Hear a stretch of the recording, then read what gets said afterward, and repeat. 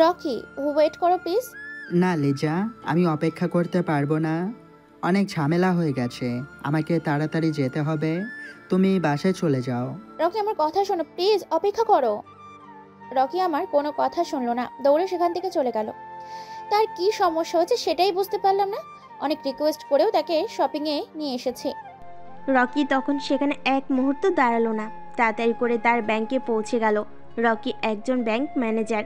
বাংলাদেশের সবচেয়ে বড় বেসরকারি ব্যাংকগুলোর একটি তার ব্যাংক। চারিদিকে তার সুনাম ছড়িয়ে রয়েছে। লিজা তার একমাত্র চাচাতো বোন, দুজনে খুব ভালো বন্ধু। লিজার বিয়ে ঠিক হয়েছে, সেজন্য তারা দুজন শপিংয়ে এসেছিল। কিন্তু হঠাৎ করে রকির ফোনে একটা কল আসে। তখন সে দৌড়ে ব্যাংকে পৌঁছে যায়।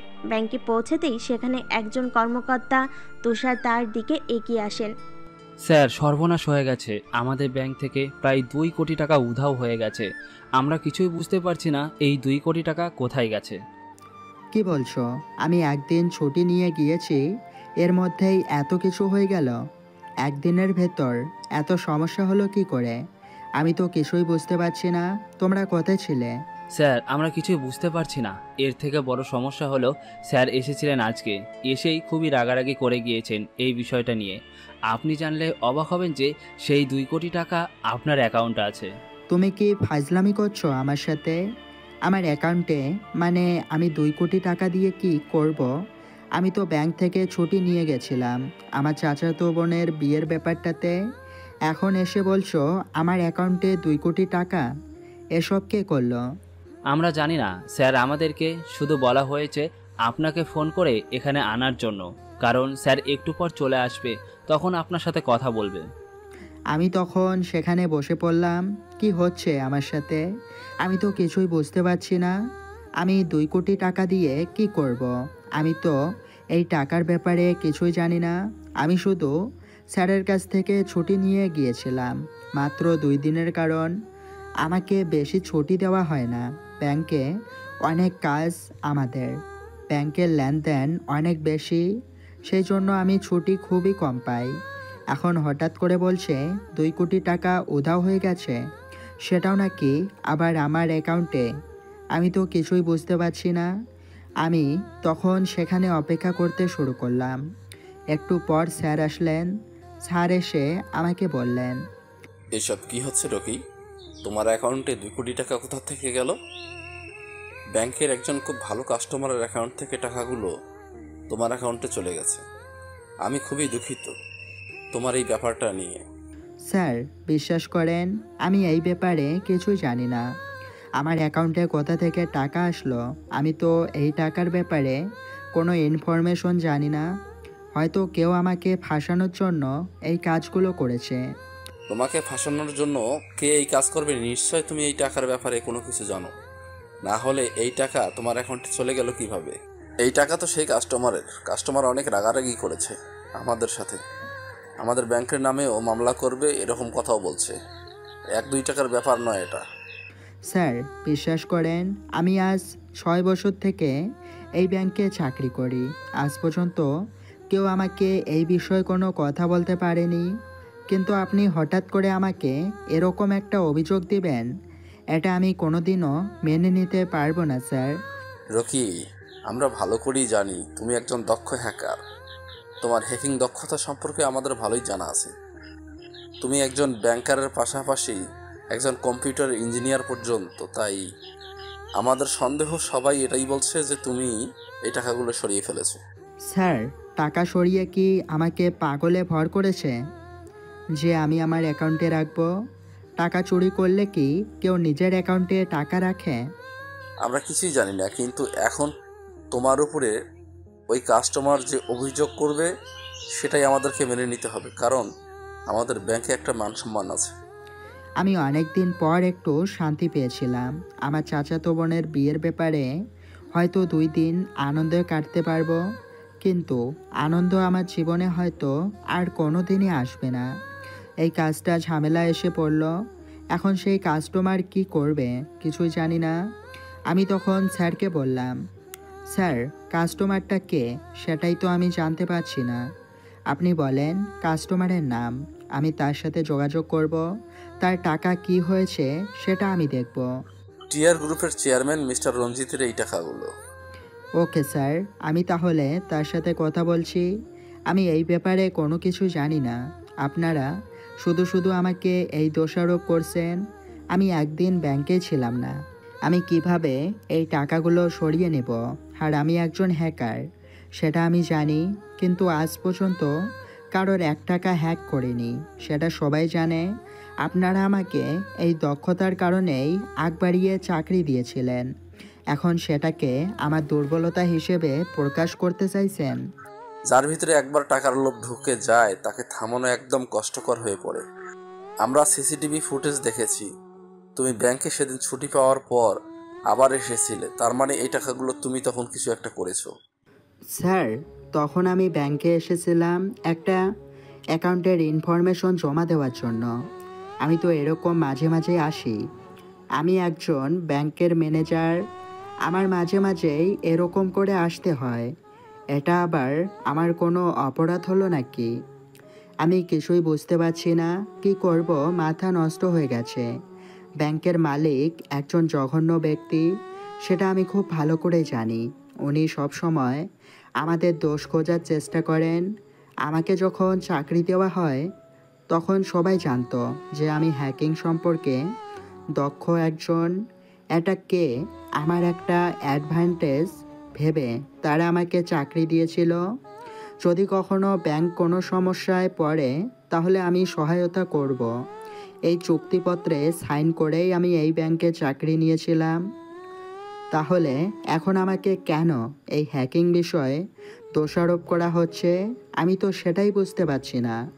আমি তখন মিস্টার রঞ্জিতের সাথে দেখা করতে যাব, সেই জন্য গাড়িতে করে বের হলাম। তখন হঠাৎ করে আব্বু কল করলো। কি ব্যাপার রকি? তোমাকে আমি পাঠিয়েছিলাম লিজার সাথে শপিং এর জন্য, কিন্তু লিজাকে তুমি চেঞ্জিং রুমে রেখে চলে গেছো। তোমার কোনো একটা কাজে এরকম করলে কিভাবে হবে বাবা? বাবা, আমি একটা ঝামেলায় পড়ে গেছি, সেই জন্য আজকে রাতে নাও আসতে পারি। তাই তোমরা একটু ওদিকটা দেখে নাও।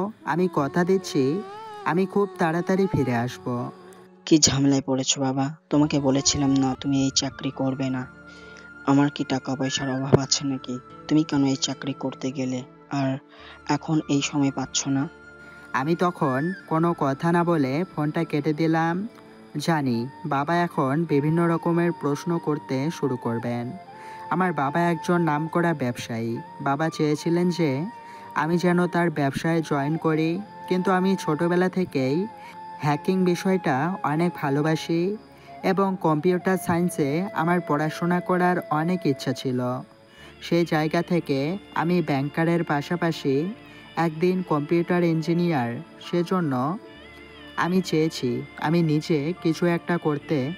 বাবার সাহায্য যদি করি তাহলে আমি নিজে কিছু একটা করতে পারবো না। যদি কোনো দিন আমি কোনো ঝামেলায় পড়ি তাহলে নিজের কর্মদক্ষতা আমি দেখাতে পারবো না। সেজন্য আমি শুরু থেকে নিজে কিছু একটা করতে চেয়েছিলাম।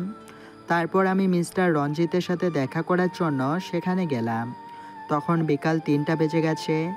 আমি তখন মিস্টার রঞ্জিত আমাকে দেখে এগিয়ে এসে জিজ্ঞাসা করলো। মিস্টার রকি, আপনার নাম আমরা সব জায়গায় শুনি, আপনার দক্ষতা সম্পর্কে আমাদের ধারণা আছে, কিন্তু আপনি এরকম একটা কাজ করবেন আমরা কোনোদিন কল্পনাও করতে পারিনি। আমার অ্যাকাউন্ট থেকে 2 কোটি টাকা আপনার অ্যাকাউন্টে চলে গেছে। এটা কি উড়ে উড়ে চলে গেল নাকি?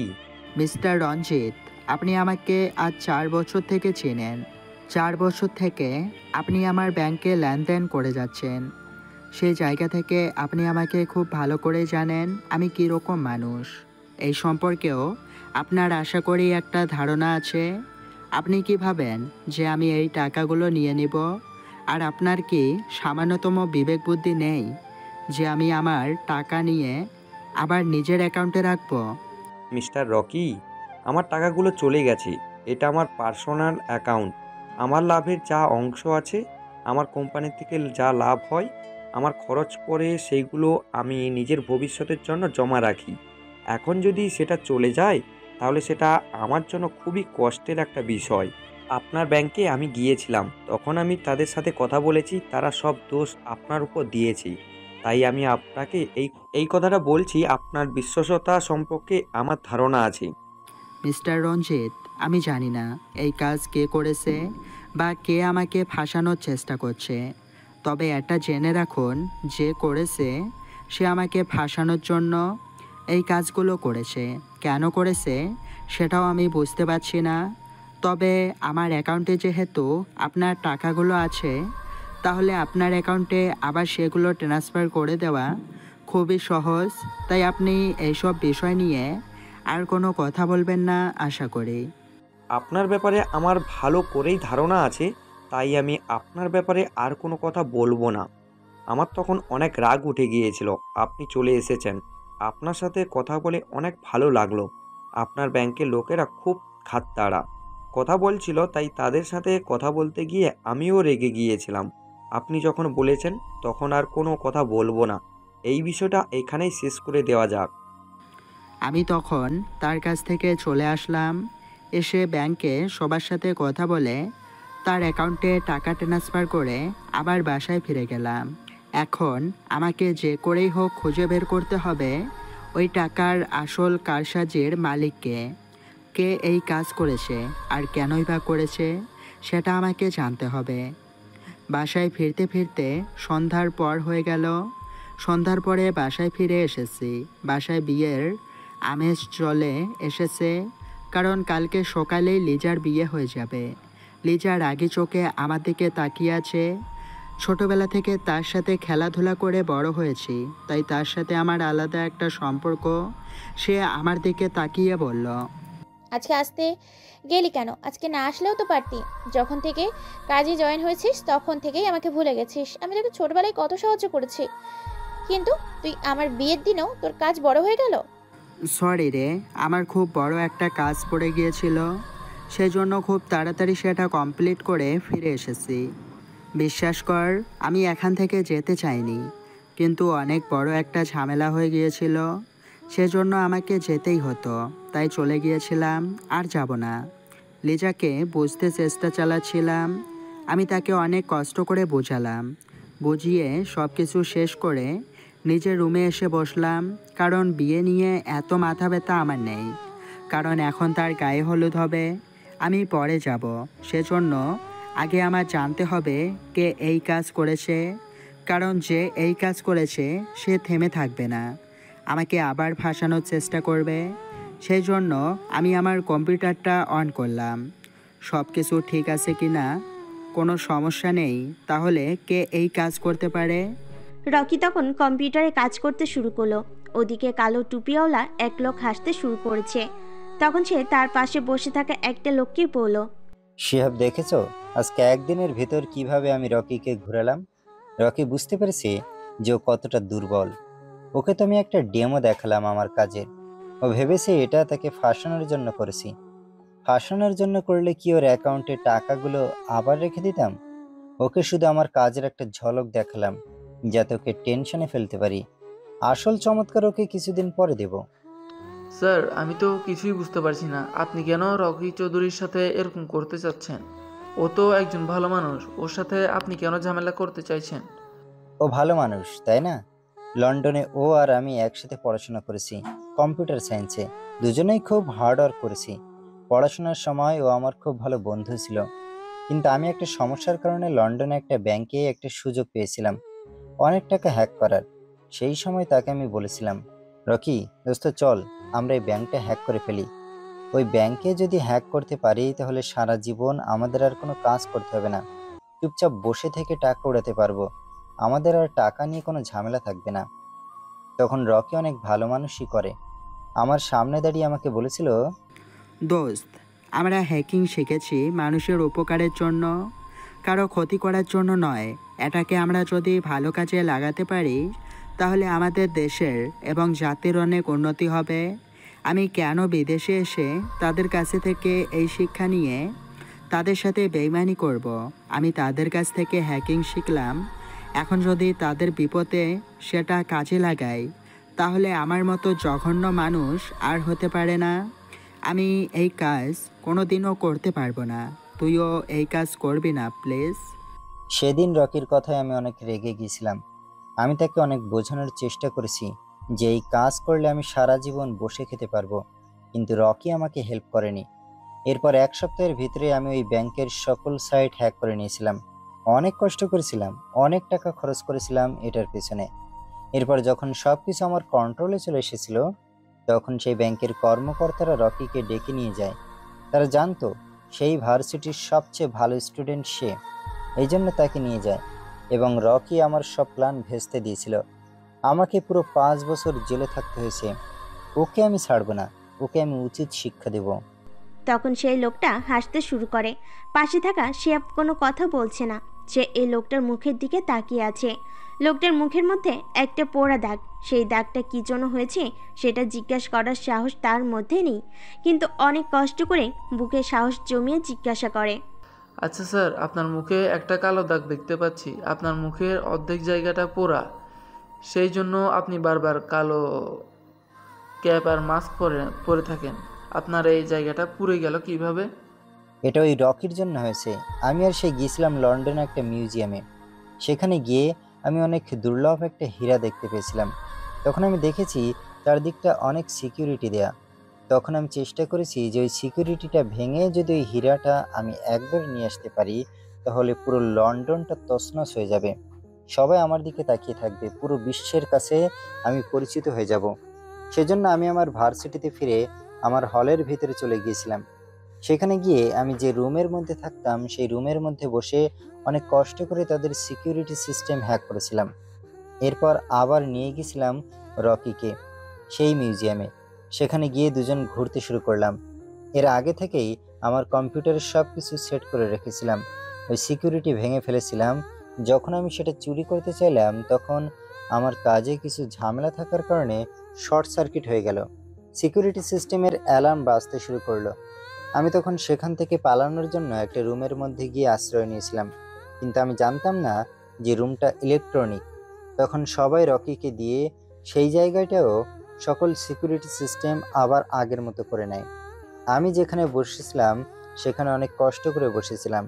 অনেক সময় শর্ট সার্কিট হচ্ছিল, যার ফলে একটা তার এসে আমার মুখের মধ্যে পড়ে। তারটার মধ্যে অ্যাসিড ছিল, সেই জন্য আমার মুখের অর্ধেক পুড়ে যায়। ওই রকিকে আমি ছাড়বো না। ওকে আমি যদি উচিত শিক্ষা দিতে না পারি, তাহলে আমার নাম তখন তার পাশে বসে থাকা শিহাব বুঝতে পারে কতটা ভয়ঙ্কর এই লোকটা। সে কোনো কথা বলছে না, সে চুপচাপ তার কাজ করতে শুরু করে। শিহাব হচ্ছে একজন ডিজাইনার, সে খুব ভালো ডিজাইন করতে পারে। সেই জন্য শিহাবের সাথে সেই লোকটা একটা কন্ট্যাক্ট করে। তারা একটা মিউজিয়াম হ্যাক করার চেষ্টা করছে, কারণ মিউজিয়ামের দরজায় বর্তমানে অনেক রকম ইলেকট্রনিক্স সিকিউরিটি সিস্টেম লাগানো থাকে। সেই জন্য সেই সিকিউরিটি সিস্টেম যদি একবার ব্রেক করতে পারে, তাহলে তারা খুব সহজেই মিউজিয়ামটার ভিতরে ঢুকে চুরি করতে পারবে। শিহাব যেহেতু অনেক ভালো একজন ডিজাইনার, সেই জন্য এই লোকটা সে শিহাবকে নিয়ে এসেছে ডিজাইন করে দেওয়ার জন্য। যদি মিউজিয়ামের সব কিছু ডিজাইন করতে পারে, তাহলে যা চুরি করবে তা অর্ধেক অর্ধেক ভাগ করে নিবে, এমনটাই কন্ট্যাক্ট হয়েছে সেই লোকটার সাথে। ওদিকে রকি কোনো কিছু খুঁজে না পেয়ে ব্যর্থ হয়ে মাথায় হাত দিয়ে শুয়ে থাকে। একটু পর সে চলে যায় ছাদের উপর, কারণ তাদের ছাদের উপরে সব কিছুর ব্যবস্থা করা হয়েছে। সেখানে লিজার গায়ে হলুদ চলছে। সে গায়ে হলুদে গিয়ে সবার সাথে আনন্দ করতে শুরু করেছে, কিন্তু মনের ভেতর কেন জানি একটা সন্দেহ কাজ করছে। কে এই লোকটা, কেন তার সাথে এরকম করছে, কিছুই বুঝতে পারছে না। সে মনে মনে খুঁজতে শুরু করে কে তার শত্রু, কিন্তু কাউকে সে খুঁজে পায় না, কারণ সে সেই লোকটার কথা ভুলেই গেছে। তখন সামনের দিকে তাকায়, হঠাৎ করে একটা মেয়েকে দেখে সে চমকে যায়, কারণ সামনে পুলিশ অফিসার নেহা দাঁড়িয়ে আছে। রকিকে দেখে নেহা এগিয়ে এসে জিজ্ঞাসা করে, আরে রকি, তুমি এখানে? আমারও তো এটাই প্রশ্ন, তুমি এখানে কিভাবে? আমার বাড়ি এটা। নেহা তখন হাসতে শুরু করে।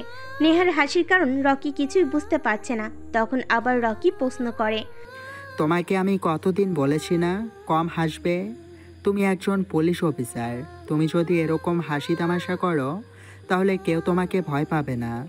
আসলে আমি হচ্ছি বরপক্ষের লোক। আমার বড় ভাইয়ের সাথে লিজা ভাবির বিয়ে হচ্ছে। সেই জন্য এখানে চলে এসেছি ভাবির গায়ে হলুদ দেখতে।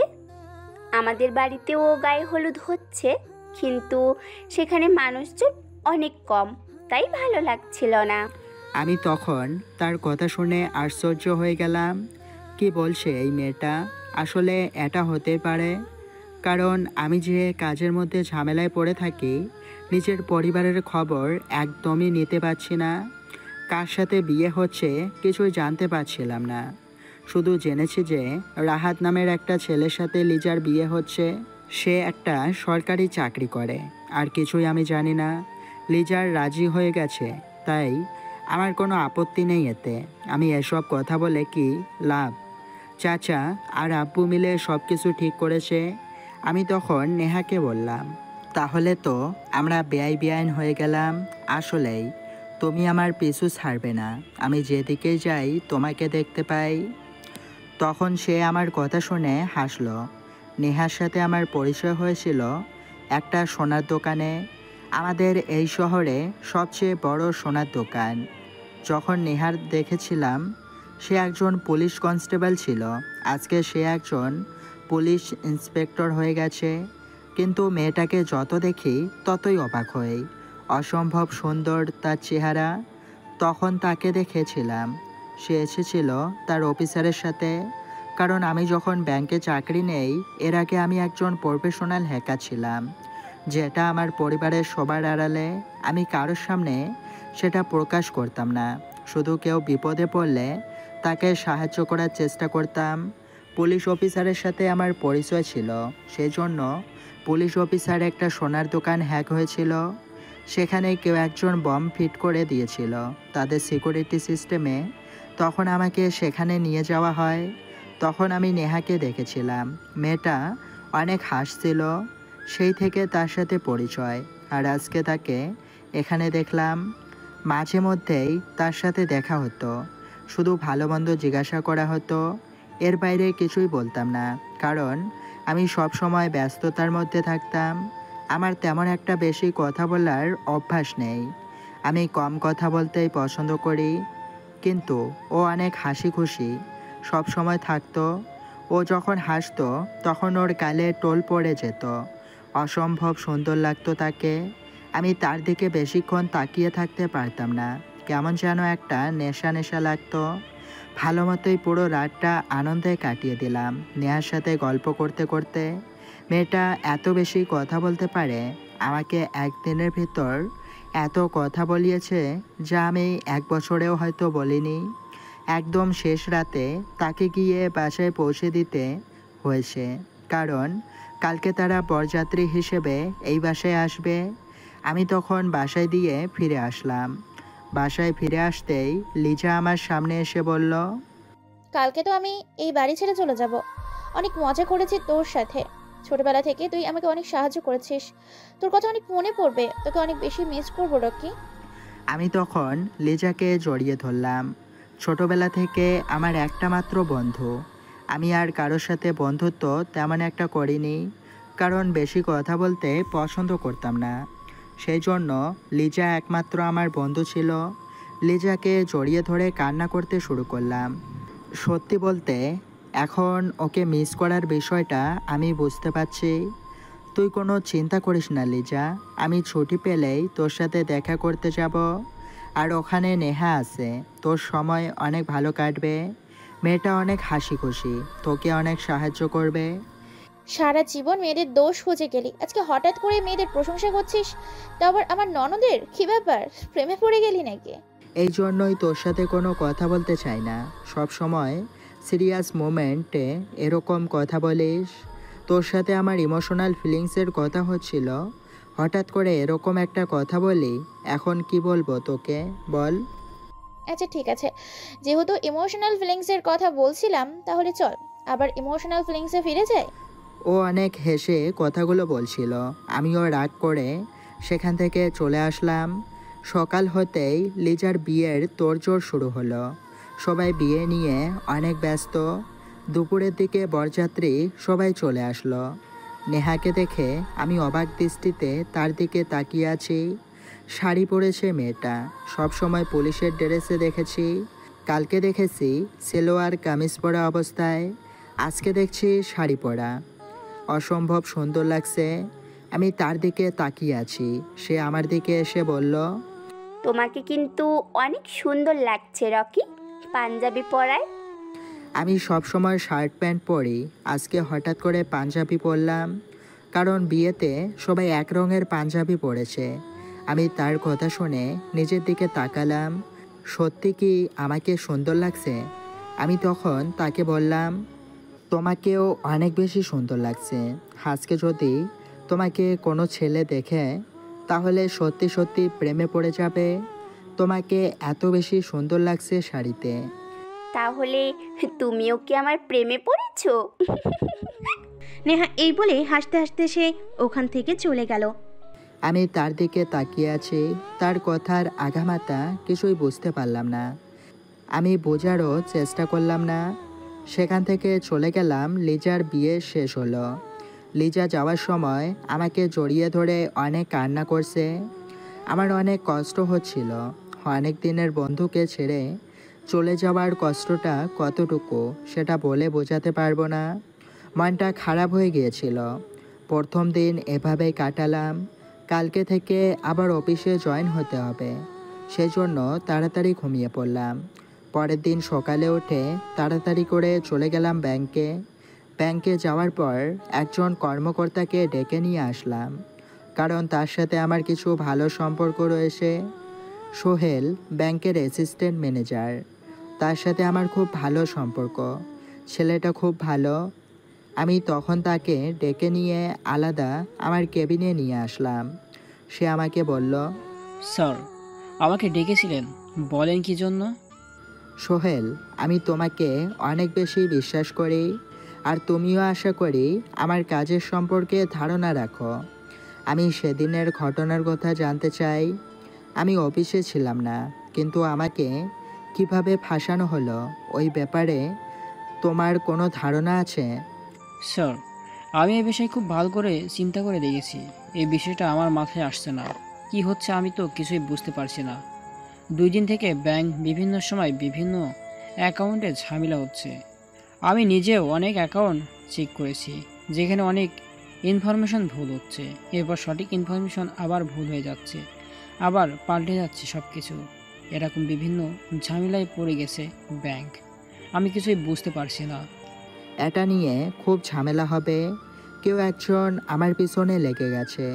আমি যেই কাজ করতে যাচ্ছি সেই কাজেই আমার সমস্যা করে দিচ্ছে। এখন আমি সমস্যায় পড়ে যাব। কি করব কিছুই বুঝতে পারছি না। ব্যাংকের কাউকে তোমার সন্দেহ হয়? স্যার, আমি কি বলবো, আমার সন্দেহ তালিকায় কেউ নেই, তবে আমি একজনের কাজকর্মের কিছুটা অস্বাভাবিক মনে হয়েছে। সে হচ্ছে আমাদের ব্যাংকের যে ক্যাশ ম্যানেজার। সে কিছুদিন ধরে অস্বাভাবিক আচরণ করছে, ব্যাংকে সব সময় চলে আসছে। আমি কিছুই বুঝতে পারছি না। সে আগে ব্যাংকের মাঝে মাঝে ছুটি চাইতো, কিন্তু এখন কোনো ছুটিও চাচ্ছে না। এবার কাজে অনেক ঝামেলা করে, এবার কারোর সাথে তেমন কোনো কথা বলে না। ওর কাজে আমার কিছুটা অস্বাভাবিক মনে হচ্ছে। আপনি ওর ব্যাপারে নজর রাখতে পারেন। তাহলে তুমি এক কাজ করো, আমি যেটা বলছি সেটা করো। ও যখন লাঞ্চের সময় ব্যাংক থেকে বেরিয়ে যাবে ক্যান্টিনে, তখন তুমি ওর পেন ড্রাইভটা আমার কাছে নিয়ে আসবে। ওর কম্পিউটারে যে পেন ড্রাইভ লাগানো আছে সেটা আমার কাছে নিয়ে আসবে তাড়াতাড়ি, ঠিক আছে? স্যার, আপনি চিন্তা করবেন না। ও লঞ্চের সময় ক্যান্টিনে গেলে আমি এটা নিয়ে আসবো। আমি তখন বসে বসে চিন্তা করতে থাকলাম, ওর দ্বারা এই কাজ সম্ভব নয়, কারণ ক্যাশ ম্যানেজার যে, তার নাম হচ্ছে রিফাত, ছেলেটা তেমন একটা দক্ষ নয় এসব বিষয়ে, তাই তার দ্বারা এসব কাজ করা অসম্ভব। কিন্তু সে এই কাজের সাথে জড়িত থাকতে পারে, সেই জন্য তার পেন ড্রাইভটা আমি চেক করতে চাচ্ছিলাম। লাঞ্চের সময় আমি ক্যান্টিনে না গিয়ে বসে আছি নিজের কেবিনে। একটু পর সোহেল তাড়াতাড়ি করে আমার রুমে ঢুকলো। রুমে ঢুকেই পেন ড্রাইভটা আমার হাতে দিল। আমি সঙ্গে সঙ্গে আমার কম্পিউটারে লাগিয়ে চেক করা শুরু করলাম, দেখতে শুরু করলাম তার কম্পিউটারে কোন ভাইরাস ঢুকেছে কিনা, কিন্তু কোনো সমস্যা নেই। তখন হঠাৎ করে মেইল বক্সটা আমার চোখের সামনে আসলো। সেখানে তার পার্সোনাল মেইলে কেউ একজন কিছু একটা অফার করেছে। আমি তখন সেটা চেক করলাম। চেক করে দেখি আমার কম্পিউটারের পাসওয়ার্ড এবং আমার ফাইলগুলোর পাসওয়ার্ড যদি সে দিতে পারে তাহলে তাকে টাকা অফার করা হয়েছে। তার মানে কি আমার ইনফরমেশন রিফাত দিয়েছে? তখন মাথায় রাগ উঠে গেল। আমি তখন সেখানে বসে থাকলাম। একটু পর সোহেলকে পাঠিয়ে দিলাম পেন ড্রাইভ সহ। যখন আমাদের ডিউটি শেষ হলো, সবাই বাড়ি যাওয়ার জন্য প্রস্তুতি নিয়েছে, তখন আমি রিফাতকে বললাম, রিফাত তুমি আমার সাথে চলে এসো, আমার গাড়িতে করে তোমাকে আমি ড্রপ করে দেব। আমি মাঝে মাঝেই আমার কিছু কর্মকর্তাদের এরকম নিয়ে পৌঁছে দেই, কারণ তাদের কোনো পার্সোনাল কার নেই। আমার বাবা আমাকে একটা পার্সোনাল গাড়ি দিয়েছেন। আমি তখন সেই গাড়িতে তাকে তুলে নিলাম। গাড়ি চলতে শুরু করলো। একটু পর তাকে জিজ্ঞাসা করলাম, রিফাত একটা কথা কি জানো? কোনো মানুষ যদি বিশ্বাস অর্জন করে তাহলে তাকে নিঃসন্দেহে বিশ্বাস করা যায়, কিন্তু বিশ্বাস এমন একটা জিনিস, একবার যদি তাতে কেউ দাগ লাগিয়ে দেয় তাহলে কিন্তু আর জীবনে কেউ বিশ্বাস অর্জন করতে পারে না। কারোর বিশ্বাস তুমি অর্জন করতে পারবে না যদি তুমি কারোর সাথে বেইমানি করো। রকির কথা শুনে রিফাত বারবার রকির দিকে তাকাচ্ছে। সে কিছুই বুঝতে পারছে না। হঠাৎ করে রিফাত রকিকে প্রশ্ন করলো, স্যার আমি তো আপনার কথার কিছুই বুঝতে পারছি না, আপনি কি আমাকে উদ্দেশ্য করে কোনো কথা বলছেন? রিফাত তুমি হয়তো জানো না আমার ব্যাপারে, সেজন্য তুমি এই কাজ করে ফেলেছ। তুমি কাকে আমার কম্পিউটারের ইনফরমেশন দিয়েছ? তুমি যেটা করেছো সেটা খুবই খারাপ কাজ করেছো। আমি তোমাকে বিশ্বাস করতাম, কিন্তু তুমি আমার বিশ্বাস নিয়ে খেলা করেছো। আমি তোমাকে বিশ্বাস করে সকল কিছু বলে দিতাম, কিন্তু তুমি আমার সেই বিশ্বাসের সুযোগ নিয়ে আমার ইনফরমেশন অন্যের কাছে পাঠিয়ে দিয়েছো। বিশ্বাস করেন স্যার, আমি এই ব্যাপারে কোনো কিছুই জানি না। আপনাকে এই কথা কে বলল? যে বলেছে সে মিথ্যা কথা বলছে। তাহলে তোমার মেল বক্সে আসা অফার লেটারটা মিথ্যা? আমি তোমার পার্সোনাল মেল বক্স চেক করেছি, সেখানে কেউ একজন তোমাকে অফার করেছে টাকা। তুমি সেই টাকার লোভে পড়ে এই কাজ করেছো। মিথ্যা বলবে না, আমি তোমার কিছুই করব না। শুধু বলতে চাই একটা কথা, যা করেছো তা ভুল করেছো, আর কোনোদিন এরকম কোনো কাজ করবে না। আর কে তোমাকে এই অফার করেছে? রকির কথা শুনে রিফাত কি বলবে কিছুই বুঝতে পারছে না। সে কিছুক্ষণ চুপ করে থাকলো। এরপর রকির দিকে তাকিয়ে করুণ দৃষ্টিতে বলল, স্যার আর কোনো দিন এরকম কাজ করব না। আমি যা করেছি সেটা ভুল করে ফেলেছি। আসলে কে আমাকে এই অফার করেছে সেটা আমি জানি না। আমাকে শুধু মেলে এই কথা জানানোর পর আমার অ্যাকাউন্টে টাকা পাঠিয়ে দেওয়া হয়েছে। এরপর আমি শুধু তাদেরকে সেই মেলের রিপ্লাইয়ে আপনার অ্যাকাউন্টের ইনফরমেশানগুলো দিয়েছি আর আপনার কম্পিউটারের ইনফরমেশানগুলো দিয়েছি। রকি তখন হাসি মুখে রিফাতের দিকে তাকালো। রিফাত এসব কিছুই বুঝতে পারছে না। রকির এত কিছু হওয়ার পরও কেন হাসি মুখে তার দিকে তাকিয়ে আছে। তখন রকি বলল, আমি জানি রিফাত, টাকার লোভে পড়লে মানুষ কি করতে পারে। তুমি হয়তো টাকার লোভে পড়ে গিয়েছিলে, সেই জন্য তুমি এই কাজ করেছো। কিন্তু শেষবারের মতো তোমাকে একটা সুযোগ দিলাম, আর কোনো দিন এরকম কোনো কাজ করবে না, বুঝতে পারছো? তখন রকি রিফাতকে নিয়ে তার বাসায় নামিয়ে দিয়ে সে নিজের বাসায় চলে এসেছে। এখন জানতে হবে সেই লোকটাকে, কে তার বিরুদ্ধে শত্রুতা করছে। সেটাই সে বুঝতে পারছে না। যদি আসল শত্রুকে চিহ্নিত করতে না পারে তাহলে তার আবারও ক্ষতি হতে পারে। সেই জন্য সে খুঁজতে শুরু করেছে। ওদিকে লিজা তার শ্বশুরবাড়িতে প্রথম দিন খুব ভালো কাটায়। পরের দিন সন্ধ্যায় নেহা ডিউটি থেকে এসে বলে, ভাবি কি করছো? এমনি এমনি বসে আছি, কিচ্ছু ভালো লাগছে না। তোমার ভাইয়া তো এখনো আসে নাই। তোমার ডিউটি শেষ? হ্যাঁ ভাবি, আমার ডিউটি শেষ। আচ্ছা ভাবি, রকি কি সব সময় এরকমই থাকে? লিজা মুচকি হাসতে শুরু করে। নেহার ব্যাপারটা সে বুঝতে পারছে। নেহা হয়তো রকি প্রেমে পড়ে গেছে, কিন্তু কিছুতেই বলতে পারছে না। নেহার লজ্জামাখা মুখটা দেখে লিজা খুব ভালো করেই বুঝতে পারছে।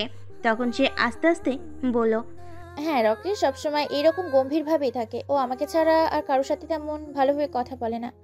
আমিও ছোটবেলার বন্ধু, ছোটবেলা থেকেই একসাথে বড় হয়েছি। ছোটবেলা থেকেই ও এরকম সব গম্ভীর স্বভাবের। নেহা তখন কোনো কথা বলছে না, চুপচাপ লিজার দিকে তাকিয়ে আছে। লিজা কিছুক্ষণ পিছন দিকে তাকিয়ে মুচকি হেসে সামনের দিকে বলল, কি ব্যাপার ননদিনী, আমার ভাইয়ের প্রেমে পড়ে গেলে নাকি? তুমি এটা বলতে পারলে ভাবি? আমি কত হাসি খুশি মেয়ে একটা, তোমার ওই রকম গম্ভীর ভাইয়ের প্রেমে পড়বো আমি? তোমার এটা কিভাবে মনে আসলো? আমি তোমার ভাইয়ের প্রেমে পড়তে যাব কেন? হুম হুম, আমাকে কি পাগল কুকুরে কামড় দিয়েছে নাকি? আমাদের সামনে এইভাবে কথা বললে তো হবে না। আমরা জানি তোমরা ভেতরে ভেতরে যে একে অপরকে পছন্দ করো, তাই আমার সামনে লুকিয়ে কোনো লাভ নাই। যা বলবা সত্যি সত্যি বলতে পারো। নেহা তখন লজ্জা মাখা মুখে সেখানে বসে থাকলো। একটু পর আবার লিজার দিকে তাকিয়ে আস্তে আস্তে জিজ্ঞেস করলো, আচ্ছা, ওর তো বয়স কম হয় নাই, ও কি বিয়ে করবে না? ওর সাথে এসব বিষয় নিয়ে কথা বলা চায় না। ও এই বিষয় নিয়ে কোনো কথাই বলতে চায় না। একবার আমি জিজ্ঞাসা করেছিলাম, বলেছে তার পছন্দের কাউকে পেলেই বিয়ে করবে, না হলে নাকি বিয়েই করবে না, কাজ করবে শুধু। এর মধ্যে রাহাত রুমের মধ্যে চলে আসে। নেহা রুম থেকে বেরিয়ে যায়। ওদিকে শিয়াব সব কিছু রেডি করে ফেলেছে। যে মিউজিয়ামে তারা চুরি করবে সে মিউজিয়ামের সকল ডিজাইন সে প্রস্তুত করে ফেলেছে। মিউজিয়াম থেকে তারা চুরি করতে পারলেই রকিকে একদম ধ্বংস করে দিবে, কিন্তু সেটা কিভাবে সে এসব কিছুতেই বুঝতে পারছে না। রকি ব্যাংকে চাকরি করে, মিউজিয়ামে চুরি করলে তার কি ক্ষতি হবে? সে জিজ্ঞাসা করে সেই টুপিওয়ালা লোকটাকে।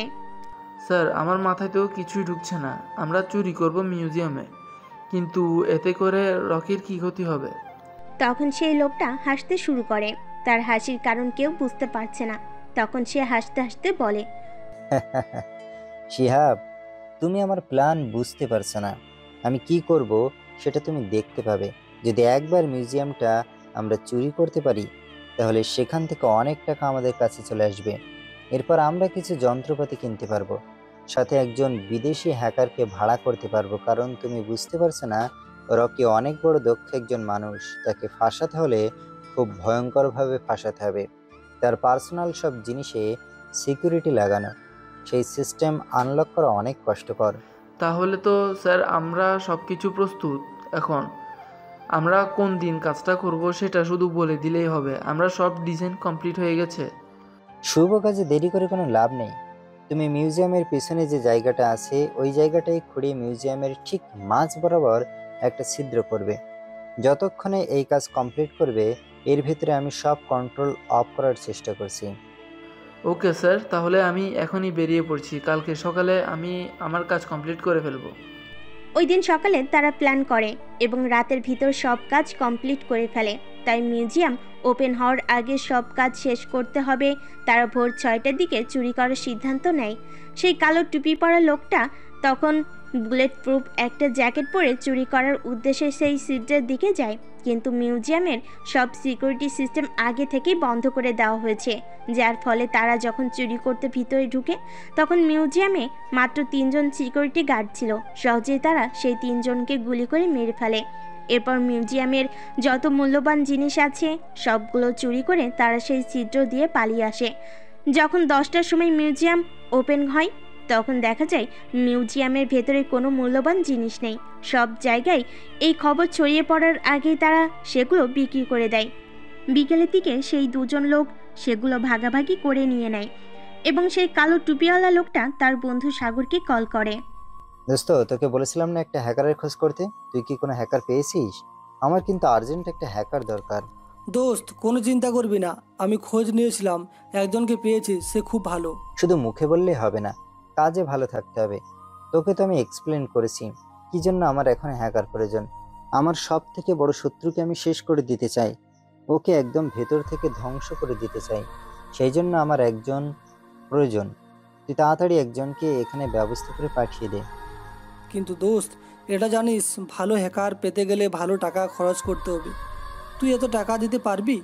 তারা কিন্তু অ্যাডভান্স ছাড়া কাজ করে না। টাকা নিয়ে তুই কোনো চিন্তা করবি না, টাকার সব ব্যবস্থা আমি করে ফেলেছি। এখন শুধু তুই ভালো একজন হ্যাকার খুঁজে এনে দে, যাতে 2-3 দিনের ভেতরে আমরা কাজ কমপ্লিট করতে পারি। তুই কোনো চিন্তা করবি না, আমি এবার যে হ্যাকার দেখাচ্ছি সে আজ পর্যন্ত 20টার ব্যাংকে হ্যাক করে ফেলেছে, কিন্তু কেউ তাকে একটাবারও ধরতে পারেনি। তাই আমি তাদেরকে তোর জন্য সিলেক্ট করেছি। কিন্তু তারা কত টাকা চাইবে? ওরা খুব ভয়ঙ্কর হ্যাকার, সেই জন্য তাদের রেটটা একটু বেশি। এই কাজের জন্য কমসে কম 1 কোটি টাকা দাবি করবে। চিন্তা করবি না, এই ব্যাংকে যদি একবার শেষ করে দিতে পারি তাহলে আমরা প্রায় 200 কোটি টাকার মালিক হয়ে যাব। সেখান থেকে মাত্র 1 কোটি টাকা দিলে কোনো কিছুই হবে না, তাই কোনো চিন্তা করবি না। তাড়াতাড়ি ওই হ্যাকারদের সাথে কথা বল। এরপর সেই লোকটা ফোনটা রেখে দিল এবং হাসতে শুরু করলো। হাসতে হাসতে সেখানে বসে পড়ল, কারণ কিছুদিন পরেই তার স্বপ্ন পূরণ হতে চলেছে। সে তখন তার আরও কিছু পরিচিত লোকেদের দিয়ে তার প্রয়োজনীয় কিছু জিনিস বিদেশ থেকে আনিয়ে নেয়, কারণ এখন তার একটি লক্ষ্য সব কিছু একদম শেষ করে দেওয়া। ওইদিকে যে হাজারো মানুষের স্বপ্ন মরছে, এদিকে তার খেয়াল নেই। পুলিশ খুঁজছে কে এই কাজ করলো, কিন্তু কিছুতেই খুঁজে পাচ্ছিল না। নেহা তখন তার পুলিশ স্টেশনে গেল এবং পুলিশ কমিশনার তার দিকে এগিয়ে এসে বললেন, নেহা, তুমি হয়তো জানতে পেরে গেছো যে আমাদের শহরে একটা মিউজিয়ামে চুরি হয়ে গেছে। আমরা চুরির ব্যাপারে কোনো তথ্য জানতে পারছি না। এটা নিয়ে আমরা সরকারের কাছে খুব লজ্জিত হব, তাই তাড়াতাড়ি ধরতে হবে ওই চোরকে। কিন্তু স্যার, আমি ওই জায়গায় গিয়েছিলাম। চোর এমনভাবে চুরি করেছে তার কোনো অস্তিত্ব সেখানে নেই। শুধু মিউজিয়ামের একটা জায়গায় ছিদ্র করা মনে হচ্ছে। চোর এই দিক দিয়ে এসেই চুরি করে নিয়ে গেছে। কিন্তু মিউজিয়ামের এত সিকিউরিটি সিস্টেম সব কিছু কীভাবে চোর বন্ধ করলো? এটা অনেক দিন প্ল্যান করে তারা চুরি করেছে, তাই কেউ এই বিষয়টা জানতে পারেনি। এখন যে করেই হোক এর একটা ব্যবস্থা করতে হবে, না হলে অন্য মিউজিয়ামগুলো ঝুঁকির মুখে পড়বে। তাই যত তাড়াতাড়ি সম্ভব ধরে ফেলতে হবে। ওকে স্যার, আপনি কোনো চিন্তা করবেন না, আমি আমার সর্বোচ্চটা দিয়ে চেষ্টা করব। এরপর পুলিশ কমিশনার সেখান থেকে চলে গেলেন। নেহা তখন মাথায় হাত দিয়ে বসে পড়ল। কি করবে সে? কে চোর কিছুতেই জানতে পারছে না। এত দক্ষভাবে কোনো চোর চুরি করতে পারে সে আজ পর্যন্ত কোনোদিন দেখেনি। মিউজিয়ামের এত ভয়ঙ্কর সিকিউরিটি সিস্টেম কিভাবে এত তাড়াতাড়ি ভেঙে ফেলো? সে মনে মনে সিদ্ধান্ত নিল যে রকির সাথে এই বিষয়টা নিয়ে কথা বলবে। সেই জন্য বিকেলের দিকে যখন রকির ব্যাংক ছুটি হয়ে যায় তখন তার বাসায় গেল। রকি তখন অবাক হয়ে জিজ্ঞাসা করলো, কি ব্যাপার নেহা, তুমি হঠাৎ করে আমাদের বাসায়? আসলে আজকে একটা কাজের বিষয় নিয়ে কথা বলতে এসেছিলাম। আমাদের শহরে একটা মিউজিয়ামে চুরি হয়েছে, সেই বিষয়টা হয়তো তুমি জানতে পেরেছো। এই চোরের ব্যাপারটা নিয়ে আমার ওপর দায়িত্ব এসে পড়েছে, কিন্তু আমি কিছুতেই বুঝতে পারছি না মিউজিয়ামের এত ভয়ঙ্কর সিকিউরিটি সিস্টেম ওই চোর কিভাবে এত তাড়াতাড়ি ভেঙে ফেললো। আমার মনে হয় এটা তারা অনেক আগেই প্ল্যান করেছে এবং এই সিকিউরিটি সিস্টেম ভঙ্গ করার জন্য অনেক দক্ষ একজন মানুষের প্রয়োজন। আমার মনে হচ্ছে সেই চোর কোনো দক্ষ ব্যক্তি, না হলে এই কাজ কোনো সাধারণ চোর করতে পারবে না। রকি, তুমি কি আমাকে এই বিষয়ে কোনো সাহায্য করতে পারবে? আসলে এই দায়িত্ব এসে আমার ওপর পড়েছে। চোর কোনো চিহ্ন রেখে যায়নি। এখন আমি কিভাবে চোরকে ধরবো? এটা একটা সরকারি মিউজিয়াম, সেই জন্য অনেক বেশি চাপ এসে পড়েছে। কোনো কিছুই বুঝতে পারছি না সেই চোরকে কিভাবে ধরবো। এ ব্যাপারে আমি যদি আগে জানতে পারতাম তাহলে হয়তো সাহায্য করতে পারতাম, কিন্তু এটা চুরি হয়ে গেছে। এখন তাদের হাতে মালামাল চলে গেছে, আর তারা হয়তো এতক্ষণে সেটা বিক্রিও করে দিয়েছে। তাই এই বিষয়টা নিয়ে আমি আর কোনো সাহায্য করতে পারবো না। যদি আগে আমি জানতে পারতাম তাহলে হয়তো তাদের বিরুদ্ধে কিছু একটা করতে পারতাম, কিন্তু এখন সব কিছু হাতের বাইরে চলে গেছে। নেহা তখন মন খারাপ করে সেখান থেকে চলে যায়। কি করবে সে, কিভাবে চোরকে ধরবে? তখন সে চলে যায় তার পুলিশ স্টেশনে। ওদিকে রকি বসে বসে চিন্তা করতে থাকে, সত্যি তো কে করলো এই কাজ? এটা তো কোনো সাধারণ মানুষের পক্ষে করা সম্ভব না। এটা খুবই ভয়ঙ্কর একটা কাজ। এটা সত্যিই ভালো হ্যাকার ছাড়া করতে পারবে না। কিন্তু যখন নেহা এসেছিল তখন তার চিন্তা থেকে এসব কিছু বেরিয়ে যায়। শুধু নেহাকে নিয়ে চিন্তা করতে থাকে। সে নেহাকে সামনে দেখলে কেমন যেন অদ্ভুত ফিলিংস হতে থাকে তার মনে। কিছুতেই সে বুঝতে পারে না শুধু তার কথাই মনে পড়ে। রকি আনমনেই বলে ওঠে, জানি না কে তুমি, চেষ্টা করিনি কখনো জানতে। জানি না থাকো কোথায়, হয়তো এ দেশের কোনো প্রান্তে। দেখিনি তোমায় কখনো। হয়তো তুমি অষ্টাদশী কোনো তরুণী, কিংবা লেখকের উপন্যাসে যতনে করা কোনো মায়াবিনী। হয়তো তোমার টানা টানা দুটি চোখ, পৃষ্ঠে লোটায় কালো কেশ কাজলের আঁচড়, চোখের তারায় মানায় হয়তো বেশ। হয়তো তোমার কণ্ঠ জুড়ে সুমিষ্টি সুর করে খেলা। মায়াবিনী হয়তো মুখখানি, দেখে লোটায় শান্তবেলা। যদিও বা হয়তো দেখব না তোমায়, তবুও পড়েছি প্রেমে, যে শুধু মুগ্ধ হয়েছি দুর্বোধ্য তোমার নামে। ফিরিয়ে তুমি দেবে কি আমায়? কখনো যদি তোমাকে শুধাই, যাবে কি অদূরে চলে তুমি? যদি ভালোবাসি বলি তোমায়, আমারই স্পর্শে কি তোমার হৃদয়ে বৃষ্টি কখনো হয়? না বলো না কিছুই তুমি। যদি ভালোবাসি বলি তোমায়, আমি চাই শুধু তোমার হতে, তোমার নিঃশ্বাসে বিশ্বাসে। আমার সব কিছু তোমার হাতে, চাইলেই নিতে পারো প্রাণ আমার। একাকী নিঃসঙ্গ জীবন তোমারই করে নেবে কি আপন? তোমারই পাশে মনেরই আকাশে রেখো আমায় আপন করে। আর তো কিছু চাই না আমি। তুমি কি আসবে পথ ভোলা নদীর দেশে? ঢেউয়ে ঢেউয়ে ভাসবো হৃদয়ে, হব দুজন সাথী। তুমি কি নীল মেঘে ঢাকা আকাশে ঝড় তোলা ভরে? আমারই মন ভাঙা ঘরে রোদেলান দিনে ফাগুন হবে? তুমি কি দেবে বাবুই পাখির ঠোঁটে ঠোঁট বোনা সুখের বসতি? হ্যাঁ আমার প্রিয়তমা। জি জি, আমি কি ভাবছি, নেহা হয়তো আমাকে নিয়ে এসব কিছুই চিন্তা করে না, কিন্তু আমি এসব কিছু কেন চিন্তা করছি? আমি কি নেহার প্রেমে পড়ে গেলাম নাকি? না না, এটা হতে পারে না। কিন্তু আমি যে নিজের মনকে বোঝাতে পারছি না, কি করব? কিছুই মাথায় আসছে না। সব দিক দিয়ে যেন ঝামেলায় এসে আমার মাথায় ভর করেছে। কি করব কিছুই বুঝে উঠতে পারছি না। শুধু ওর কথাই মনের ভিতরে শুধু উঠে আর পড়ে। রকি এসব চিন্তায় ব্যস্ত। তখন আস্তে আস্তে রাত হতে শুরু করলো। গভীর রাতে হঠাৎ করে সেই কালো টুপিওয়ালা লোকটার দরজায় কেউ একজন নক করলো। দরজা খুলে সামনের মানুষটাকে দেখে সে জড়িয়ে ধরে হাসতে হাসতে বলল, আরে নীলা, তুমি এখানে? আমি তো কল্পনাও করতে পারছি না তুমি আমার সাথে দেখা করতে চলে এসেছো। আমি তোমাকে বলেছিলাম তুমি কোনো চিন্তা করো না, ওই রকিকে এমন শিক্ষা দেব আর কোনোদিন আমাদের সাথে লাগতে আসবে না। তোমাকে ইগনোর করে ওর এত বড় সাহস! রকি অনেক বেড়ে গেছে। ওকে আমি ভালোবেসেছিলাম, কিন্তু ও আমার ভালোবাসার মূল্য দেয়নি। ওকে এখন তার উচিত শিক্ষাটা পেতে হবে।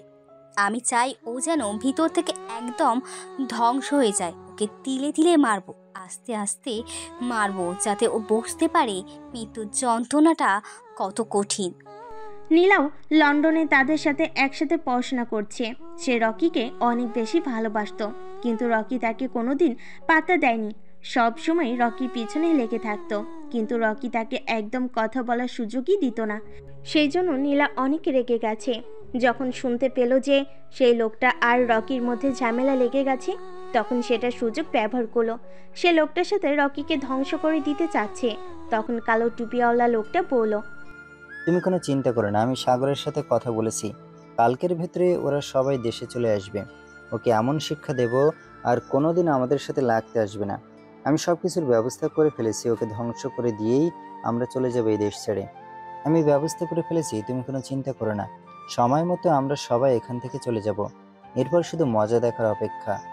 তখন তারা দুজন হাসতে শুরু করলো। এভাবে আরও একটা দিন চলে গেল। পরের দিন ঠিক একই সময় রাত 3টার দিকে হঠাৎ করে দরজা কেউ কড়া নাড়ল।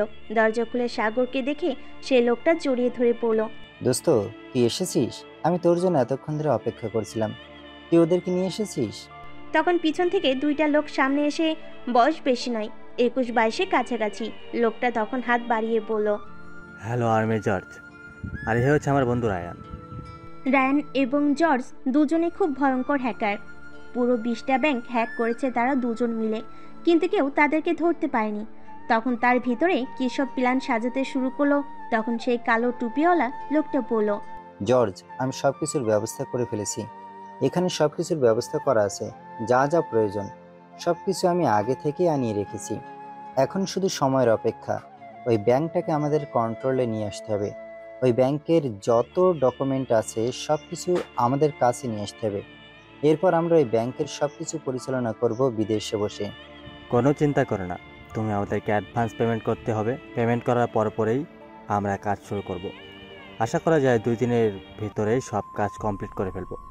সঙ্গে সঙ্গে সেই কালো টুপিওয়ালা লোকটা আরেকটা রুমে চলে যায়। রুম থেকে বেরিয়ে আসার সময় নিয়ে আসে একটা কালো বিটকেস। এগিয়ে দেশে বিদেশি লোকটার দিকে তাকাই। লোকটা তখন হাসতে শুরু করে। পুরো 1 কোটি টাকা এখানে আছে। তখন সেই লোকটা বলতে শুরু করে, আমাদের কাছে টাকা চলে এসেছে, এখন কাজ শুরু হবে, কোনো চিন্তা করো না। 2 দিনের ভিতরেই তোমাদের কাজ কমপ্লিট করে দিয়ে আমরা এখান থেকে চলে যাব। কেউ কিছু বুঝতে পারবে না। তোমার কি কি প্রয়োজন সেটা আমাকে বলো।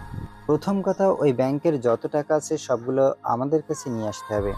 আর দ্বিতীয় হচ্ছে, ওই ব্যাংকের মালিকানা আমাদের কাছে নিয়ে আসতে হবে, যাতে বোঝা যায় যে এর সব কিছু প্ল্যান করে করা, এবং ব্যাংকের কোনো কর্মচারী ছাড়া এই কাজ কোনো সাধারণ মানুষ করতে পারে না। এরকম করতে হবে যাতে করে ওই ব্যাংকের একজন কর্মকর্তাকে আমরা ফাঁসাতে পারি। এইসব নিয়ে কোনো টেনশন করো না, সব কিছু রেডি করো। আমরা এখন থেকেই কাজ শুরু করব। আর নেটওয়ার্ক ব্যবস্থা খুব ভালো রাখবো যাতে কোনো সমস্যা না হয়, কারণ মাঝপথে কোনো কিছুতে থেমে সেটা আবার শুরু করা খুবই কষ্টকর। তাই সব কিছু আগের থেকে ঠিক করে রাখো। আমি জানতাম এরকম কিছু হবে, সেজন্যই আমি আগে থেকে সব কিছু ব্যবস্থা করে রেখেছি। এখন থেকে কাজ শুরু করলে আর কোনো সমস্যা হবে না। সব জিনিসপত্র আমি নতুন নিয়ে রেখেছি যাতে কোনো সমস্যা না হয়।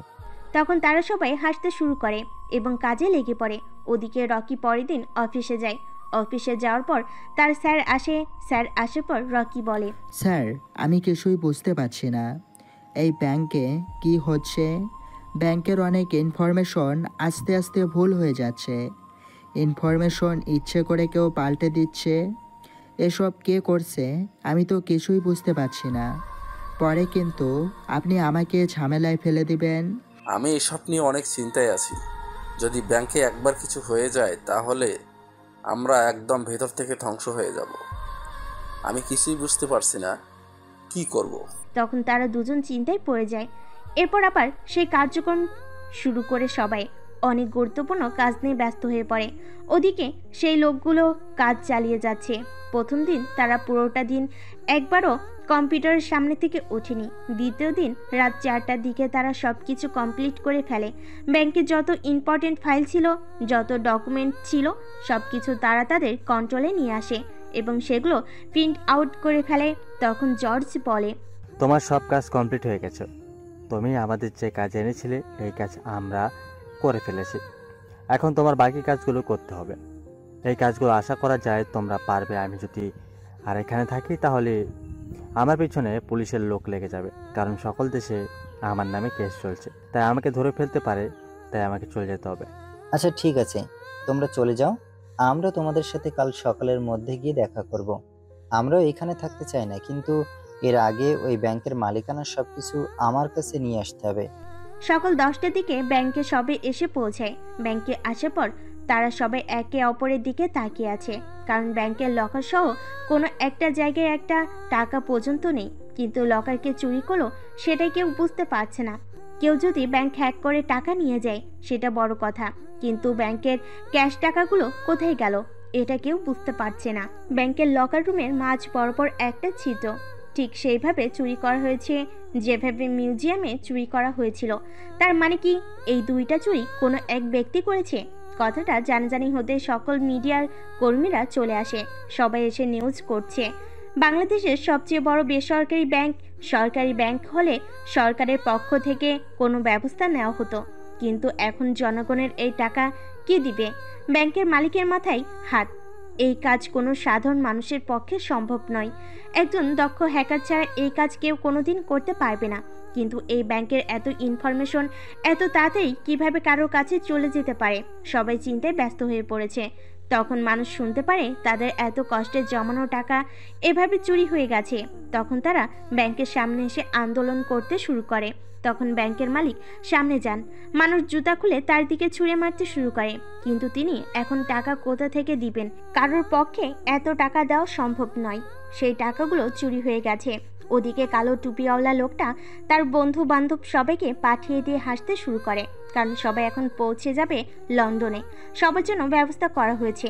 সবাই বাড়ি থেকে বেরিয়ে যায়। তখন আরেকটা লোক এসে ভিতরে ঢুকে, লোকটা তখন ভিতরে ঢুকতেই সে লোকটা বলে ওঠে, তোমাকে যা বলেছিলাম তো ঠিক মতো করেছো তো? ব্যাংকের সব সিকিউরিটি সিস্টেম আমি অফ করে দিয়েছিলাম, সেই জন্য ব্যাংকের কোনো সিকিউরিটি অ্যালার্ম বাজেনি। তুমি সব কিছু চুরি করতে পেরেছো তো? এটা শুধু আমরা দুজন ভাগ করে নেব, এটার ভাগ আমরা কাউকে দেব না। আপনি কোনো চিন্তা করবেন না স্যার, আপনি যেভাবে বলেছেন সব টাকা আমি নিয়ে এসেছি। আমাদের এই গোপন জায়গায় লুকিয়ে রেখেছি, এই কথা কেউ জানতে পারবে না। তখন তারা হাসতে শুরু করে, কারণ এই কাজটা সেই লোকটাই করেছে। সবাইকে বলেছে যে ব্যাংকের যত অ্যাকাউন্টে টাকা ছিল সবগুলো তারা হ্যাক করে নিয়েছে, কিন্তু সে জানতো এটা একটা অনেক বড় ব্যাংক এবং সেই জন্য এই ব্যাংকের লকার রুমে অনেক ক্যাশ টাকা থাকতে পারে। সে আগ থেকেই একটা লোককে লাগিয়ে রেখেছিল, যখন এদিকে কাজ চলবে এর ভিতর যেন চুরি করতে পারে। সে এই ব্যাংকের সব নিতে চায়, সেজন্য এই লোকটাকে রেডি করে রেখেছিল। ওদিকে মিডিয়ার লোকেরা উঠে পড়ে লেগেছে। মানুষের এত টাকা আত্মসাৎ হওয়ার কারণে তারা বিভিন্ন মানুষকে প্রশ্ন করতে শুরু করে। এক একজন এক এক মন্তব্য করছে। সবাই অনেক চিন্তায় পড়ে গেছে। পুলিশ স্টেশনে ভিড় জমেছে। মানুষের সবাই কেস করতে চলে এসেছে। কার বিরুদ্ধে কেস করবে? ব্যাংকের মালিকের বিরুদ্ধে। ব্যাংকের মালিক তো নিঃস্ব হয়ে গেছে, সে কোনো কথা বলতে পারছে না। তখন সেই কালো টুপিওয়ালা লোকটা সব কিছু ম্যানেজ করে বিদেশে যাওয়ার জন্য প্রস্তুত হয়ে নেয়। তার টাকাগুলো আলাদা করে একটা অ্যাকাউন্টে ট্রান্সফার করে সে চলে যায়, কারণ এখন যদি সে এত টাকা নিয়ে ইমিগ্রেশন পাড়ি দিতে যায় তাহলে এখন দেশে এসব নিয়ে অনেক আলোচনা চলছে, সেই জন্য তাকে সন্দেহ করা হতে পারে। সেই জন্য সে অ্যাকাউন্টগুলোতে টাকা ট্রান্সফার করে সামান্য কিছু টাকা নিয়ে দেশে বাইরে যাওয়ার জন্য রেডি হয়ে নেয়। যাওয়ার আগে কয়েকজন ভাড়া করা লোককে সেই ব্যাংকের কাস্টমার সাজিয়ে নিয়ে আসে। তখন সেই লোকগুলোর মধ্যে একজনের নাম রাফি। সে রাফিকে বলে, তোমাকে যা বলেছি ঠিক তাই বলতে হবে মিডিয়ার সামনে গিয়ে। তুমি বলবে যে এই ব্যাংকের ম্যানেজারের জন্য সব হয়েছে। এই ব্যাংকের ম্যানেজার একজন দক্ষ হ্যাকার ম্যানেজার, এই সবগুলো কাজ করেছে। এই কথাটা তুমি তোমার দলে যতজন লোক আছে সবাইকে নিয়ে বলাবে। এতে করে মানুষের ভিতর ক্ষোভ ঢুকতে শুরু করবে, আর যখন জানতে পারবে সত্যি সত্যি ম্যানেজার একজন হ্যাকার, তখন সব মানুষ ম্যানেজারকে দোষ দিতে শুরু করবে। ওকে স্যার, আপনি কোনো চিন্তা করবেন না। আমার দলে মোট 25 জন ব্যক্তি আছে।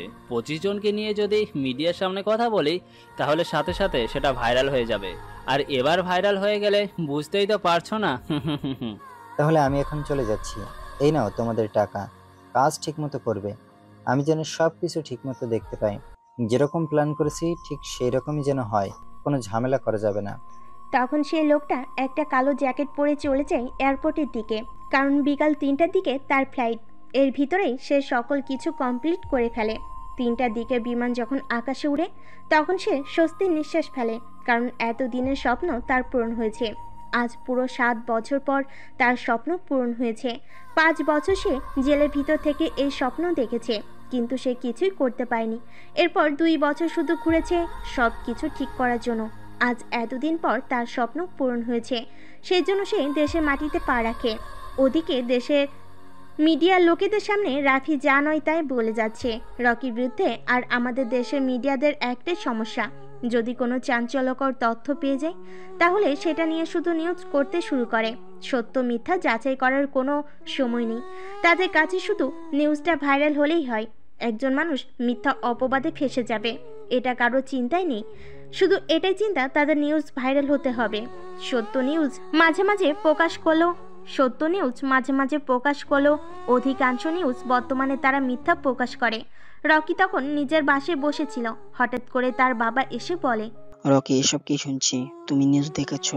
আজকের নিউজে কি সব বাজে বাজে কথা বলছে তোমার ব্যাপারে। তুমি এই কাজ কিভাবে করলে? আমি তো বিশ্বাস করতে পারছি না।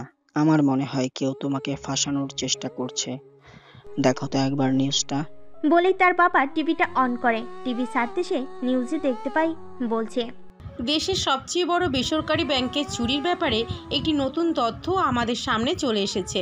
সবাই এটা নিয়ে অনেক চিন্তায় পড়ে গেছে, কারণ সেই ব্যাংকের ম্যানেজার একজন দক্ষ হ্যাকার। সে লন্ডনের ইউনিভার্সিটি থেকে কম্পিউটার সায়েন্সে বিশেষভাবে প্রশিক্ষণ প্রাপ্ত এবং দেশেও সে ব্যাংকে জয়েন হওয়ার আগে অনেক ক্ষেত্রে বিভিন্ন প্রতিষ্ঠানকে বাঁচিয়েছে। এখন জনগণের একটাই প্রশ্ন, এত বড় একজন হ্যাকারকে কেন সেই ব্যাংকের ম্যানেজার হিসেবে চাকরি দেওয়া হলো? জনগণের এই প্রশ্নের উত্তর কে দেবে? রকি চৌধুরীকে শাস্তি দিবে, নাকি জনগণের টাকা এভাবেই চলে যাবে? জানতে হলে আমাদের সাথেই থাকুন। নিউজ দেখার পর রকি কি বলবে কিছুই বুঝে উঠতে পারছে না। সে তার বাবার দিকে একবার তাকাচ্ছে আর একবার নিজের দিকে তাকাচ্ছে। তার বিরুদ্ধে এত বড় একটা অভিযোগ তোলা হবে সে কোনোদিন ভাবতেও পারেনি। সে তখন তার বাবার দিকে তাকায়। তার বাবা তখন বলে, তোমাকে আমি বারবার বলেছিলাম এসব ঝামেলায় না জড়াতে। আমার বিজনেস জয়েন হলে আজকে তোমাকে ঝামেলায় পড়তে হতো না, কিন্তু তুমি আমার কোনো কথা শোনোনি। এরকম ঝামেলায় ফেসে গিয়েছো। এখন দেখো তোমার বিরুদ্ধে কি রকম ভয়ঙ্কর একটা মিথ্যা অভিযোগ তোলা হয়েছে। এই অভিযোগ থেকে তুমি কিভাবে এখন মুক্তি পাবে? আমার ছেলে হয়ে আমার সম্মানটা পর্যন্ত তুমি নষ্ট করলে। রকি তখনও বুঝতে পারেনি। এক মুহূর্ত সেখানে না দাঁড়িয়ে থেকে ব্যাংকের দিকে চলে যায়, কারণ এখন সে বুঝাতে যায় আসল ঘটনা। সে কোনো কিছু করেনি, কিন্তু যখনই সে সেখানে পৌঁছায় তখন জনগণ তাকে দেখে অনেক রেগে যায়। সবাই তাকে ধরে মারতে শুরু করে। ওদিকে রাফি কয়েকজন লোককে নিয়ে চলে যায় পুলিশ স্টেশনে। সেখানে গিয়ে সে রকির বিরুদ্ধে মামলা করে। রকি এই ব্যাংকের কোনো কাস্টমার নয়, সেজন্য সে কেস করতে পারবে না। তার কাছে সেই ব্যাংকের টাকা রাখার মতো কোনো প্রমাণ নেই, কিন্তু সে কয়েকজন লোককে বুঝিয়ে ফেলেছে। তারা তখন তাদের ইনফরমেশন নিয়ে চলে যাবে থানায় এবং রকির বিরুদ্ধে মামলা করবে। সেই মামলা তদন্তের জন্য আবার নেহাকে রাখা হয়। নেহা তখন এই কথাটা শুনে কান্না করতে শুরু করে। এখন তাকে রকিকে অ্যারেস্ট করতে হবে, কিন্তু সে রকিকে কিভাবে অ্যারেস্ট করবে? তার হাত পা কাঁপতে শুরু করেছে। তখন পুলিশ কমিশনার এসে তাকে ধমক দিয়ে বলে, নেহা, তুমি এখন এখানে বসে আছো, ওদিকে বাকি চোর যদি পালিয়ে যায় তাহলে তাকে কিভাবে ধরবে? এখনই যাও, সে ব্যাংকের সামনে আছে, তাকে অ্যারেস্ট করে নিয়ে আসো। তার বিরুদ্ধে প্রমাণ আছে, এরপর যা হবে তা দেখা যাবে। কিন্তু এখন তাড়াতাড়ি তুমি রকিকে গিয়ে অ্যারেস্ট করো, নিয়ে আসো, না হলে তাকে জনগণ মেরে ফেলবে। নেহা তখন কিছুক্ষণ পুলিশ কমিশনারের দিকে তাকিয়ে থাকে, কিন্তু এখন তাকে যেতে হবে। তখন সে কান্না করতে করতে সেখান থেকে চলে যায় এবং পৌঁছে যায়। সেখানে গিয়ে দেখতে পায় কয়েকজন লোক মিলে রকিকে বেধড়ক মারতে শুরু করেছে। তাদের ভিতরে যেন একটু মায়া নেই, কারোর প্রতি তারা একের পর এক আঘাত করে যাচ্ছে। তার উপরে রকি তখন কোনো কথা বলতে পারছে না। সে প্রায় বেহুশ হয়ে গেছে, হাত পা কেটে গেছে, মুখ দিয়ে রক্ত বের হচ্ছে। ওদিকে সেই কালো টুপিওয়ালা লোকটা এই অবস্থা নিউজে লাইভে দেখছে। লাইভে এটা দেখার পর সে হাসতে শুরু করে আর চিৎকার করে বলে, বন্ধু রকি চৌধুরী, সেদিন যদি আমার কথা মেনে নিতে তাহলে আজকে তোমাকে এই দিন দেখতে হতো না। আজকে তুমি আমার মতো এখানে হাসি খুশিতে দিন কাটাতে পারতে, কিন্তু তুমি আমার কথা শোনোনি। তুমি অতিরিক্ত ভালো মানুষ হওয়ার চেষ্টা করেছিলে, তাহলে আজকে তোমার ভালো মানুষের ফল তুমি পেয়ে গেলে। এখন এনজয় করো এই মারগুলো। নেহা তখন রকিকে নিয়ে প্রথমে হসপিটালে যায়। হসপিটালে গিয়ে রকিকে চিকিৎসা করে। রকিকে পুলিশের হেফাজতে রেখে চিকিৎসা করানো হয়। সবাই রকিকে নিয়ে আলোচনা শুরু করেছে। প্রত্যেক টিভি চ্যানেলে তার নাম ছড়িয়ে পড়েছে। সবাই রকিকে অনেক বাজে কথা বলছে, কিন্তু কেউ হয়তো আসল কথা জানতে পারছে না। এরপর রকিকে পাঠানো হয় 2 সপ্তাহ পর রিমান্ডে জিজ্ঞাসাবাদ করার জন্য। সেই কাজের জন্য নেহাকে পাঠানো হয়। নেহা তখন রকিকে নিয়ে একটা রুমের মধ্যে যায়। রুমের মধ্যে নিয়ে গিয়ে আরেকজন পুলিশ অফিসারকে বলে, আপনাকে লাগবে না, আপনি চলে যান, আমি ওনাকে জিজ্ঞাসা করতে পারবো, আপনি গিয়ে অন্য দিক দেখুন। পুলিশ অফিসার সেখান থেকে চলে যায়। নিয়ম হলো রিমান্ডের সময় অপরাধীকে বিভিন্নভাবে টর্চার করে জিজ্ঞাসাবাদ করা হয়, কিন্তু রকি চুপচাপ বসে আছে। সে কি করবে কিছুই বুঝতে পারছে না। তার জীবনে এত ভয়ঙ্কর পরিস্থিতিতে সে কোনোদিন পড়েনি, তাই এসব বিষয়ে তার কোনো ধারণা নেই। তখন নেহা তাকে টর্চার করার বদলে আস্তে আস্তে জিজ্ঞাসা করে, আমি জানি রকি, তুমি এই কাজ করতে পারো না। আমি যে তোমাকে অনেক বেশি বিশ্বাস করি, তাই তুমি কোনো ভয় পেও না। আমি তোমার ওপর কোনো অত্যাচার করব না। তুমি সত্যি করে বলো, তুমি কি কিছু করেছো? তখন কি বলবে কিছুই বুঝতে পারছে না। চারিদিকে তাকে, সে কোনোদিন জেলে আসবে সেটা চিন্তা করেনি। সে সবসময় ভালো কাজ করার চেষ্টা করেছে, কিন্তু আজ সেই ভালো কাজ তাকে এত বড় একটা ভয়ঙ্কর বিপদের মধ্যে এনে ফেলবে সে কোনোদিন ভাবতে পারেনি। তখন সে নেহার দিকে তাকিয়ে আস্তে আস্তে বলে ওঠে, নেহা, তুমি আমাকে অনেক দিন থেকে চেনো। আমি কীরকম মানুষ এটা তুমি খুব ভালো করে জানো। আমি এরকম কাজ কোনোদিনও করতে পারি না, সেটা তুমি খুব ভালো করে জানো। তাই এসব প্রশ্ন করে আমাকে লজ্জা দিবে না। তোমার যদি আমাকে শাস্তি দেওয়ার ইচ্ছে হয় তাহলে শাস্তি দিতে পারো, আমি প্রস্তুত আছি। রকি, আমি তোমাকে অপমান করার জন্য কোনো কথা বলিনি। আসলে আমাকে এখানে জিজ্ঞাসাবাদ করার জন্যই পাঠানো হয়েছে। আমি নিয়ম রক্ষার জন্য তোমাকে শুধু জিজ্ঞাসাবাদ করছি। আমি জানি তুমি এই কাজ করতে পারো না, কিন্তু তোমার কি কাউকে সন্দেহ হয় কে এই কাজ করতে পারে? আমার কাউকে সন্দেহ হয় না, কিন্তু যে এই কাজ করেছে সে অনেক প্ল্যান করে অনেক দিনে এই কাজ সম্পন্ন করেছে। না হলে এই কাজ এত তাড়াতাড়ি সম্পন্ন করা সম্ভব নয়। একজন দক্ষ মানুষ ছাড়া এই কাজ কোনোদিনও কেউ করতে পারতো না, কারণ এই কাজটা খুবই ভয়ঙ্কর একটা কাজ। আমার যত সিকিউরিটি ছিল সেই সিকিউরিটি ব্রেক করা কোনো সাধারণ মানুষের পক্ষে সম্ভব নয়। সাধারণ কোনো চোর তো সেটা করতেই পারবে না। তোমার বিরুদ্ধে সেই অভিজ্ঞ ব্যক্তি কে, যে তোমাকে এত বড় একটা বিপদের মধ্যে ফেললো? তুমি আমাকে তার নাম বলো, আমি তার বিরুদ্ধে ব্যবস্থা গ্রহণ করছি। আমি জানি না, তবে তাকে ধরার একটা প্ল্যান আছে। যদি এই প্ল্যানটা ঠিকমতো কাজ করতে পারো তাহলে সে সামনে চলে আসবে, কোনো চিন্তা করো না। সেই প্ল্যানটা কি, তাড়াতাড়ি আমাদেরকে বলো। আমার মনে হয় না তাকে তোমরা ধরতে পারবে, কিন্তু তাকে সামনে আনার একটা প্ল্যান হচ্ছে সেই ব্যাংকে যত ডকুমেন্ট আছে সবগুলো সে নিয়ে নিয়েছে, যার ফলে ব্যাংকের বর্তমান মালিক সে এখন যদি মালিকানা সরকারিভাবে জব্দ করে দেওয়া হয় তাহলে সে তার মালিকানা রক্ষা করার জন্য মেইল পাঠাতে পারে। আর যদি সে মেইল পাঠায় তাহলে আমি নির্দোষ প্রমাণ হয়ে যাব। সেটা কিভাবে সম্ভব আমি বলছি।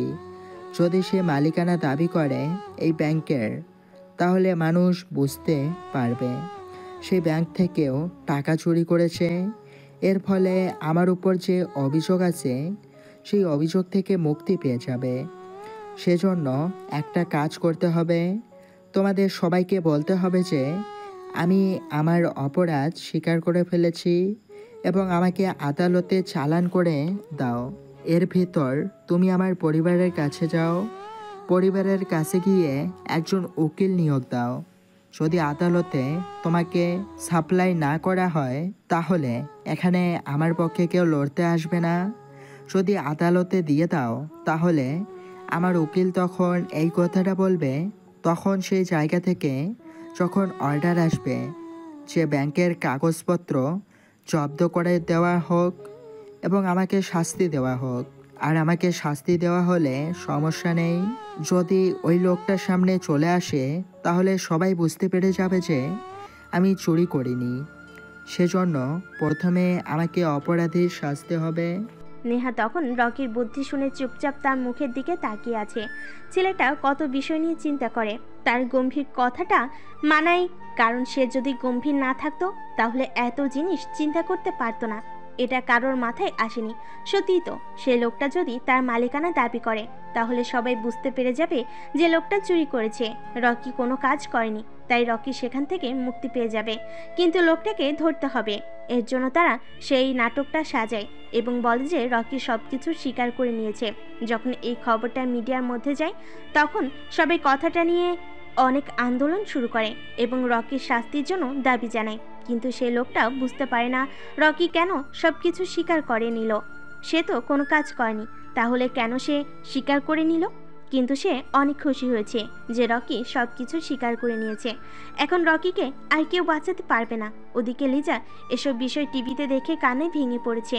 আর সে যখন জানতে পেরেছে যে নেহা রকিকে গ্রেপ্তার করেছে তখন নেহার প্রতি একটা অভিমান চলে এসেছে।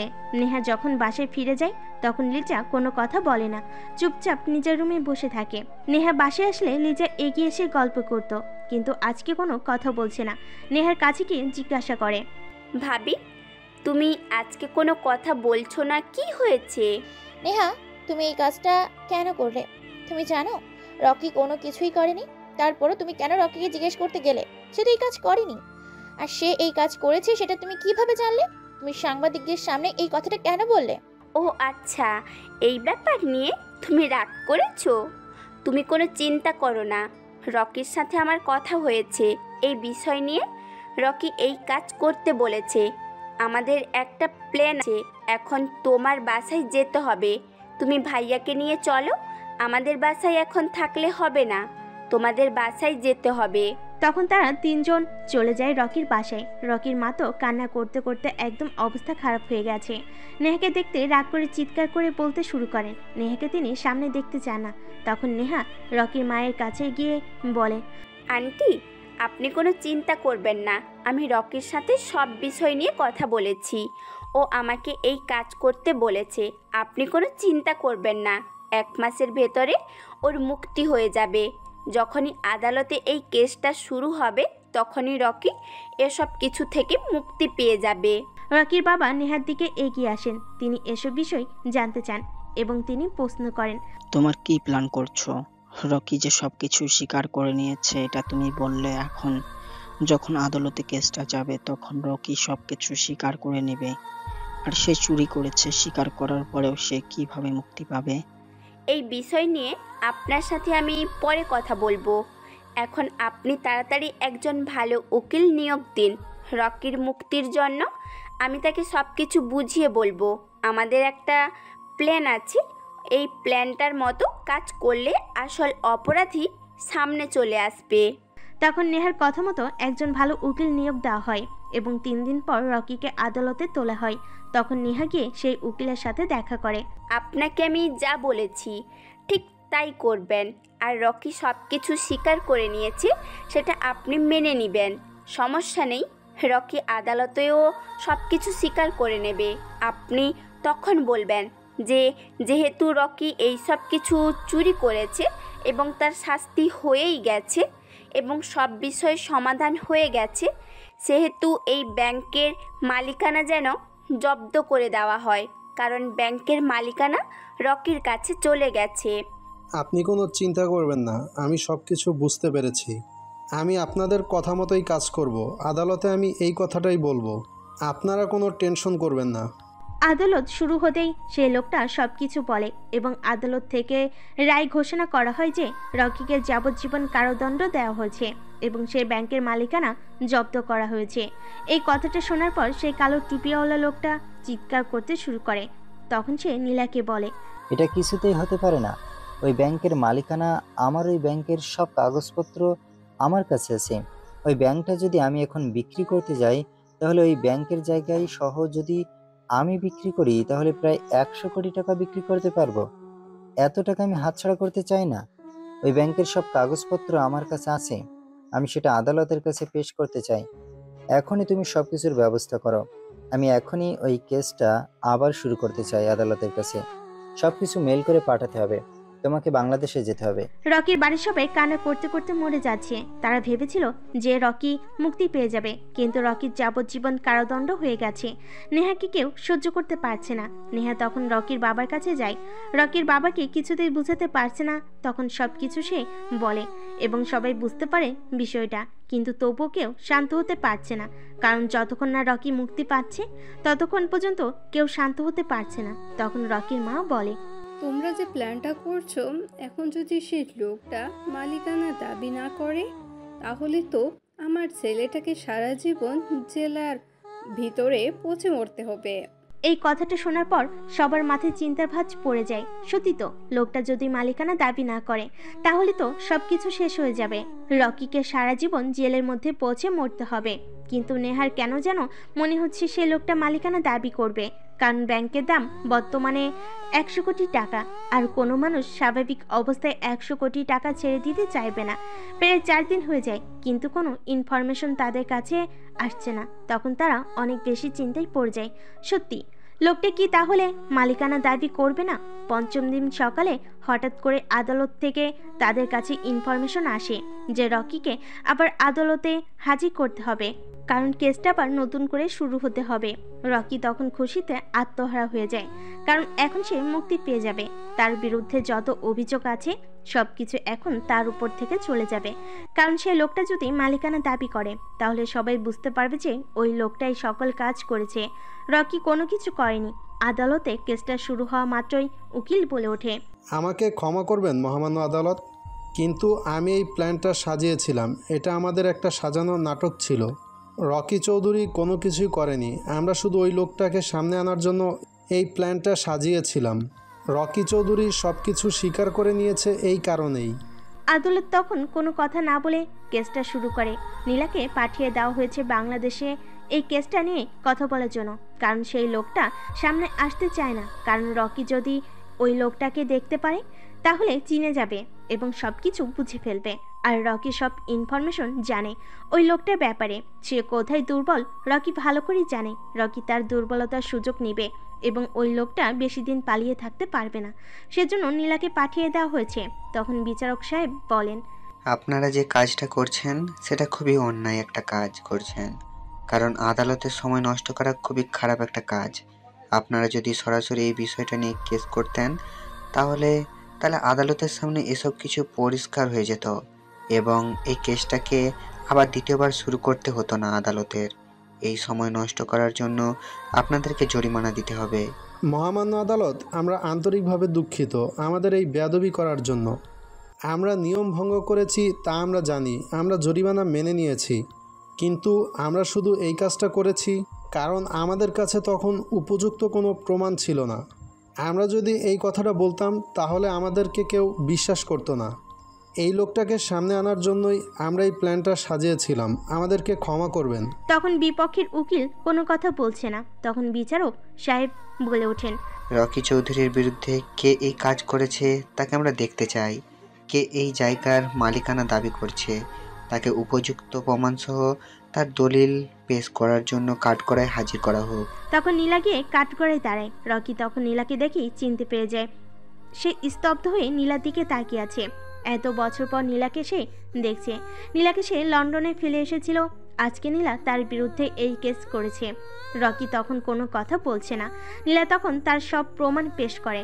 যেহেতু তার কাছে সব কিছু কাগজপত্র আছে তাই তার বিরুদ্ধে এখন আদালত কিছু করতে পারবে না, কারণ সে এখন এই জায়গার মালিক। তার কাছে কাগজপত্র দলিল সব কিছু আছে। এখানে ওই লোকটা মারাত্মক একটা বুদ্ধি খাটিয়েছে। সে সব কিছু নীলার কাছে বিক্রি করে দিয়েছে বলে কাগজে সাইন করেছে। এখন নীলা এই জায়গার মালিক, সে এই জায়গা কিনে নিয়েছে। এটা চুরি করা হোক বা ডাকাতি করা হোক এটা তার দেখার বিষয় নয়। তাই আদালত এই চুরির কারণ যে নীলা সেটা জানতে পারার পরও নীলাকে সব কিছু বুঝিয়ে দেয় এবং রকিকে মুক্তি দিয়ে দেয়। তারা জানে যে নীলা চুরি করে এই জায়গাটা পেয়েছে, কিন্তু এখন যদি নীলার বিরুদ্ধে কেউ কেস না করে তাহলে নীলাকে এই জায়গায় বুঝিয়ে দিতে হবে, কারণ তার কাছে উপযুক্ত প্রমাণ রয়েছে। কিন্তু রকি মুক্তি পাওয়ার পরপরই নেহার কাছে যায়। নেহাকে তখন বলে, নেহা, তুমি বুঝতে পারছো না, এই বিষয়টা আস্তে আস্তে সব কিছু আমার সামনে চলে আসছে। এই মেয়েটাকে আমি চিনি, ওর সাথে আমি প্রায় 3 বছর লন্ডনে একসাথে পড়াশোনা করেছি। ও কেন এত বছর পর আমার সাথে লাগতে আসলো আমি তো কিছুই বুঝতে পারছি না। আর আমি জানি ও এই কাজ একা করতে পারবে না, কারণ সে তেমন একটা অভিজ্ঞ নয় এসব ব্যাপারে। আর সে মেয়ে মানুষ, এত কিছু একসাথে ম্যানেজ করতে পারবে না। আমার মনে হয় তার সাথে আরও কেউ আছে। তাই সবার আগে নীলাকে ধরে নিয়ে আসতে হবে এবং তার কাছ থেকে সব ইনফরমেশন নিতে হবে। কে নীলার সাথে আছে সেটা জানতে হবে। কিন্তু আমরা তো এখন নীলাকে অ্যারেস্ট করতে পারবো না, কারণ এটা কোনো সরকারি বিষয় নয়, এটা পার্সোনাল একটা বিষয়। এটা একটা বেসরকারি ব্যাংক ছিল, সেই জন্য আগে কাউকে তার বিরুদ্ধে কেস করতে হবে। তাই এভাবে সরাসরি নীলাকে গ্রেপ্তার করা আইন বিরোধী। আমরা নীলাকে গ্রেপ্তার করতে পারবো না। অনেক তো হয়েছে ভালো মানুষই, আর ভালো মানুষে যে থাকলে কখনো কিছুই করা সম্ভব নয়। তাই আমাদেরকেও খারাপ পথে যেতে হবে। যারা খারাপ কাজ করে সব কিছু কেড়ে নিয়েছে, তাদের কাছে থেকে খারাপ কাজ করে এসব কিছু ফিরিয়ে আনতে হবে। নীলা যেহেতু এসব কিছু অবৈধ পথে নিয়ে গেছে, সেজন্য আমাদেরকেও অবৈধ পথ ধরে তাদের কাছ থেকে সব কিছু কেড়ে নিয়ে আসতে হবে। কিন্তু এই কাজ করা একটা আইন বিরোধী কাজ। যদি তোমাকে কেউ এই কাজের মধ্যে ধরে ফেলে, তাহলে কিন্তু আমার হাতে কিছুই করার থাকবে না। আমার তোমাকে গ্রেপ্তার করতেই হবে। আমি যদি পুলিশের চাকরি বাঁচাতে চাই, তাহলে তোমাকে অবশ্যই গ্রেপ্তার করতে হবে। তুমি কোনো চিন্তা করো না, আমি এমনভাবে কাজটা করব যে কেউ কোনো প্রমাণ জানতে পারবে না। তুমি এই ব্যাপারে আর কোনো কথা বলবে না। যদি তুমি আমাকে ধরতে পারো, তাহলে অবশ্যই গ্রেপ্তার করবে। এটা তোমার একটা প্রফেশন। আমি তোমার জায়গা থেকে তোমাকে সম্পূর্ণ বিশ্বাস করি। তখন রকি সেখান থেকে চলে যায়। নেহা রকিকে মুক্তি দিতে পেরেছে, এটা ভাবতে তার অনেক খুশি লাগছে। সে এখন লিজার সাথে দেখা করতে যায়। লিজা তখন নেহাকে জড়িয়ে ধরে কান্না করে দেয়, কারণ সে নেহার সাথে অনেক খারাপ ব্যবহার করেছে। নেহা তখন লিজাকে বলে, ভাবি, তোমাকে আমি বলেছিলাম সেটা মিথ্যে বলেছিলাম। আমি সত্যি সত্যি রকিকে অনেক বেশি ভালোবাসি। তুমি প্লিজ রকিকে বোঝাও। কিন্তু আমি ওর সামনে লজ্জার কারণে কিছুই বলতে পারছি না। আমার অনেক বেশি লজ্জা লাগছে। তার কাছে গিয়ে আমি কোনো কিছুই বলতে পারবো না। প্লিজ তুমি এটা একটা কিছু করো, প্লিজ ভাবি। লিজা তখন মুচকি হাসলো, কারণ সে আগে থেকে এই বিষয়টা বুঝতে পেরেছিল। কিন্তু এতদিন এত ঝামেলার কারণে পরিবারের কাছে বলেনি। এখন সে পরিবারের কাছে সব কিছু বলে দিবে। কিন্তু রকি কি এটা মেনে নেবে? কারণ রকি এখন এসব বিষয় নিয়ে ব্যস্ত হয়ে পড়েছে। সে যদি এসব মেনে না নেয়, তখন সে মনে মনে সিদ্ধান্ত নিয়েছে রকির বাবার সাথে কথা বলবে। রকি আর কারোর কথা না শুনলেও তার বাবার কথা সবসময় শুনে, তাই তার বাবা যে সিদ্ধান্ত নেবে সেটা মেনে নিবে। আমি তখন কি করব কিছুই বুঝে উঠতে পারছিলাম না। এখন যে করে হোক নীলাকে আটক করতে হবে। কিন্তু নীলা কোথায় থাকে, কি করে, কিছুই তো জানি না। এই কাজ ও একা করতে পারবে না। তার মানে নীলার সাথে কে আছে? এখন আমার কেন জানি মনে হচ্ছে আমার পুরনো শত্রুটাই আমার সাথে লাগতে এসেছে। কিন্তু এখন কি হবে কিছুই বুঝতে পারছি না। তখন নীলাকে খুঁজতে শুরু করলাম। আমার কিছু বন্ধুবান্ধব রয়েছে, তাদেরকে নিয়ে আসলাম। এখন নীলাকে আটক করতে হবে। সেজন্য আমি গোয়েন্দা সংস্থায় চাকরি করে আমাদের এক বন্ধু রোহানকে কল দিলাম। দোস্ত, তুই জানিস এতদিন তোরে আমি কোনো ঝামেলায় ছিলাম। তোরা হয়তো দেশের এই ঝামেলার ব্যাপারটা বুঝতে পেরেছিস। এখন আমি চাই ওই মেয়েটাকে খুঁজে বের করতে। নীলা এই কাজের মধ্যে জড়িয়ে আছে। নীলা আমার সাথে অনেক দিন পড়াশোনা করেছে, তাই আমার মনে হচ্ছে আমার পুরনো শত্রুরা এই কাজগুলো করছে। কিন্তু নীলা এখন কোথায় থাকে, কি করে, কিছুই তো জানি না। ওর সাথে আমি কথা বলতে চাই। আচ্ছা দোস্ত, তুই কোনো চিন্তা করিস না। তুই এই মেয়েটার ফটো আমার কাছে পাঠিয়ে দে। আমি ওই মেয়েটাকে যে করেই হোক খুঁজে বের করার চেষ্টা করছি। ওরা কিছুতেই পালাতে পারবে না। এত বড় একটা সিন্ডিকেট করে ফেলেছে, আর এইভাবে পালিয়ে যাবে এটা কোনো দিনে হতে পারে না। আমি তখন রোহানের কাছে পাঠিয়ে দিলাম নীলার ফটো। এখন নীলাকে যে করেই হোক খুঁজে বের করতে হবে। যদি কেউ একবার নীলাকে খুঁজে পায়, তাহলে তার সাথে আর কে কে জড়িয়ে আছে সেই বিষয়টা আমি জানতে পেরে যাব। ওদিকে লিজা রকির বাবার সাথে কথা বলছে। রকির বাবার কোনো আপত্তি নেই নেহাকে নিজের ছেলের বউ করে আনতে, কিন্তু রকি মেনে নেবে কিনা সেটা নিয়ে অনেক চিন্তায় পড়ে গেছে। তখন লিজা বলে, ছোট আব্বু, আমি জানি রকি এরকম এসব ঝামেলায় পড়ে গেছে, আর ওর বয়স কম হয়নি। ওকে এখন বিয়ে দেওয়াটা দরকার। তাই তোমরা ওর ঝামেলার কথা কোনো কিছুই মেনে নিবে না। ওকে জোর করে হলেও তোমরা বিয়ে দিয়ে দাও। আমি জানি ও তোমাদের কথা ছাড়া আর কারোর কথাই মেনে নিবে না। তুমি কোনো টেনশন করো না, আমি কথা বলবো রকির সাথে। রকি এমনিতেই রাজি হবে। আর নেহা মামুনিকে আমার অনেক বেশি পছন্দ। আমাদের আত্মীয়র মধ্যে ওকে নিয়ে আসাটাই ভালো। তাই তুমি কোনো টেনশন করো না। আজকে রকি বাসায় ফিরলে আমি ওর সাথে এইসব বিষয় নিয়ে কথা বলবো। সত্যি ওর বিয়ের বয়স হয়ে গেছে, এখন ওকে বিয়ে দেওয়া দরকার। নেহা তখন লজ্জায় মরে যাচ্ছে। তার বিয়ের কথা হচ্ছে রকির সাথে। রকিকে সে কোনোদিন বলতে পারেনি সে রকিকে ভালোবাসে, কিন্তু এখন তার বিয়ের কথা হচ্ছে রকির সাথে। তার মাঝে মাঝেই দেখা করতে হবে এই কেসের ব্যাপারে। সে রকির সামনে কিভাবে গিয়ে দাঁড়াবে, এসব বিষয় নিয়ে চিন্তা করতে করতে তার মাথা ব্যথা হয়ে গেছে। রকি যখন রাতে বাসে ফিরে তখন তার বাবা তাকে ডেকে নিয়ে আসে। সবাই বসে আছে, তখন রকির বাবা বলে, রকি, আমরা তোমার বিয়ে ঠিক করেছি। অনেক বয়স হয়েছে, এখন আমাদের কথা তুমি আর ফেলতে পারবে না। তোমাকে অনেক দিন বিয়ের কথা আমি বলেছি, এখন আমরা তোমার বিয়ে ঠিক করে ফেলেছি। আগামী শুক্রবার তোমার বিয়ে, তাই প্রস্তুতি নিয়ে নাও। আমি আমার বিয়ের কথা শুনে আমার মাথা নষ্ট হয়ে গেল। এখন কি করব? আমি তো মনে মনে নেহাকে ভালোবাসি, কিন্তু নেহাকে কোনোদিন বলতে পারিনি। বাবা কার সাথে আমার বিয়ে ঠিক করেছে, আমি বাবাকে কি বলবো কিছুই বুঝতে পারছি না। এর মধ্যে এসব ঝামেলা। এখন আমি বিয়ে করতে চাচ্ছিলাম না, কিছুই বুঝতে পারছি না।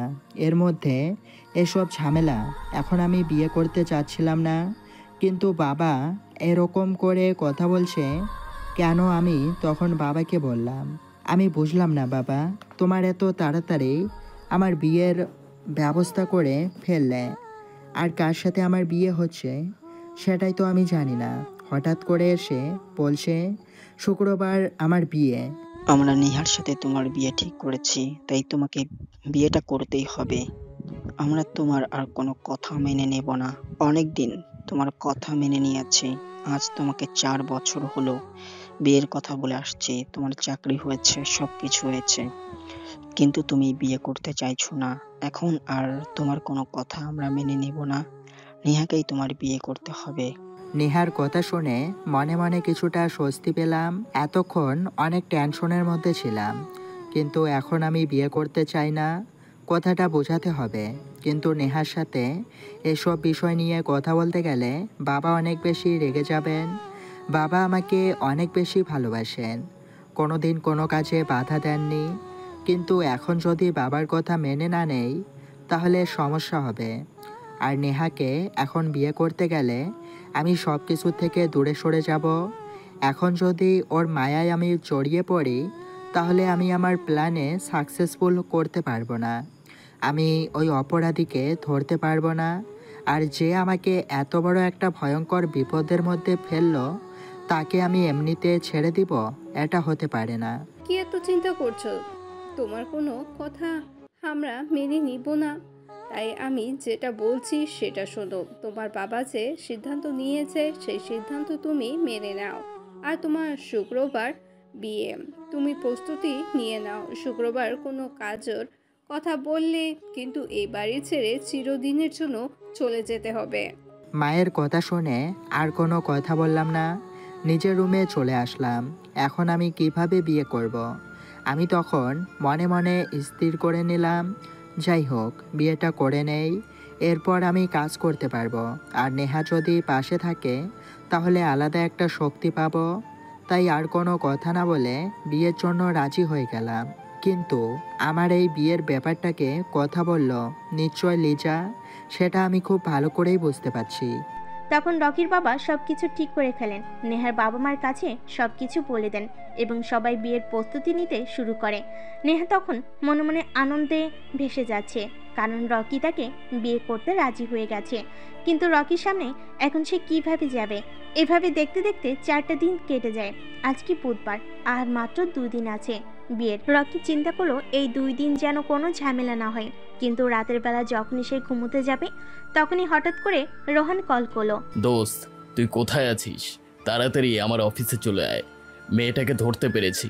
মেয়েটা পালানোর চেষ্টা করছিল, তাকে আমরা এয়ারপোর্টে পুলিশ অফিসার দ্বারায় ধরতে পেরেছি। তাড়াতাড়ি চলে আয়। আমি তখন কি করব কিছুই বুঝতে পারছিলাম না। আমি জানি যদি নীলার সাথে এখন দেখা করতে যাই তাহলে বিভিন্ন ঝামেলায় পড়তে হবে, কিন্তু আমাকে এখন যেতেই হবে, কারণ নীলাকে তারা ধরে নিয়ে এসেছে। এখন নীলাকে জিজ্ঞাসা করতে হবে। সেই জন্য আমি ঘুম থেকে উঠেই তাড়াতাড়ি চলে গেলাম সেখানে। সেখানে যাওয়া মাত্রই সেখানে নীলা আমাকে দেখে অবাক হয়, আমার দিকে তাকিয়ে জিজ্ঞাসা করলো, তার মানে রকি তুমি আমাকে এখানে ধরিয়ে নিয়ে এসেছো? কেন ধরিয়ে নিয়ে এসেছো?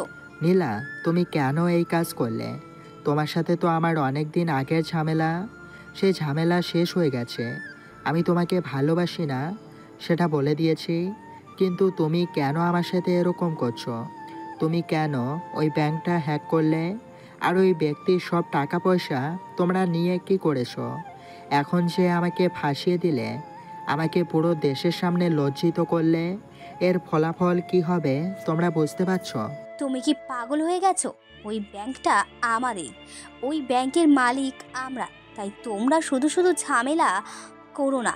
আমরা কিন্তু এখন পুলিশের কাছে গিয়ে কেস করব তোমাদের বিরুদ্ধে। তোমরা আমাদের সম্মানহানি করার চেষ্টা করেছো।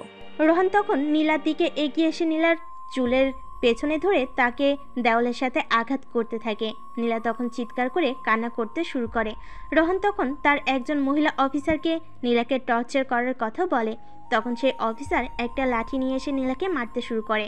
তখন নীলা চিৎকার করে কান্না করতে করতে বলে, আমাকে আর মেরো না, আমি এরকম কোনো কাজ করিনি। আমাকে শুধু বলা হয়েছে এখানে এসে যেন এই কেসটার সমাধান করে আবার লন্ডনে ফিরে যাই। সেজন্য আমি ফিরে যেতে চেয়েছিলাম। আমি এখানে এসেছিলাম শুধু এই কাজটার সমাধান করতে, আর কোনো উদ্দেশ্য আমার ছিল না। প্লিজ আমাকে ছেড়ে দাও। কিন্তু তুমি কেন এই কাজ করলে? আর কে তোমাকে এই কাজ করতে বলেছিল? আমি জানি তুমি এই কাজ কোনোদিনও একা করতে পারবে না, কারণ এই কাজে তোমার পক্ষে করা সম্ভব নয়। এটা খুবই ভয়ঙ্কর একটা কাজ। আমার সিকিউরিটি আনলক করা কোনো সাধারণ মানুষের পক্ষে সম্ভব নয়। যদি তার নাম শোনো তাহলে তুমিও অনেক অবাক হয়ে যাবে, কারণ সে হচ্ছে বিল্লা, তোমার ভার্সিটির বন্ধু। বিল্লা পুলিশের কাছ থেকে ছাড়া পাওয়ার পর থেকে তোমাকে মারার জন্য খুঁজে বেরিয়েছে। যখন আমি জানতে পারলাম যে বিল্লা তোমার বিরোধিতা করছে, তখন আমার তোমার উপর যে রাগ ছিল সেটা মেটানোর জন্য আমি বিল্লার সাথে যোগ দিয়েছি। তারপর আমি কি বলবো কিছুই বুঝতে পারছিলাম না।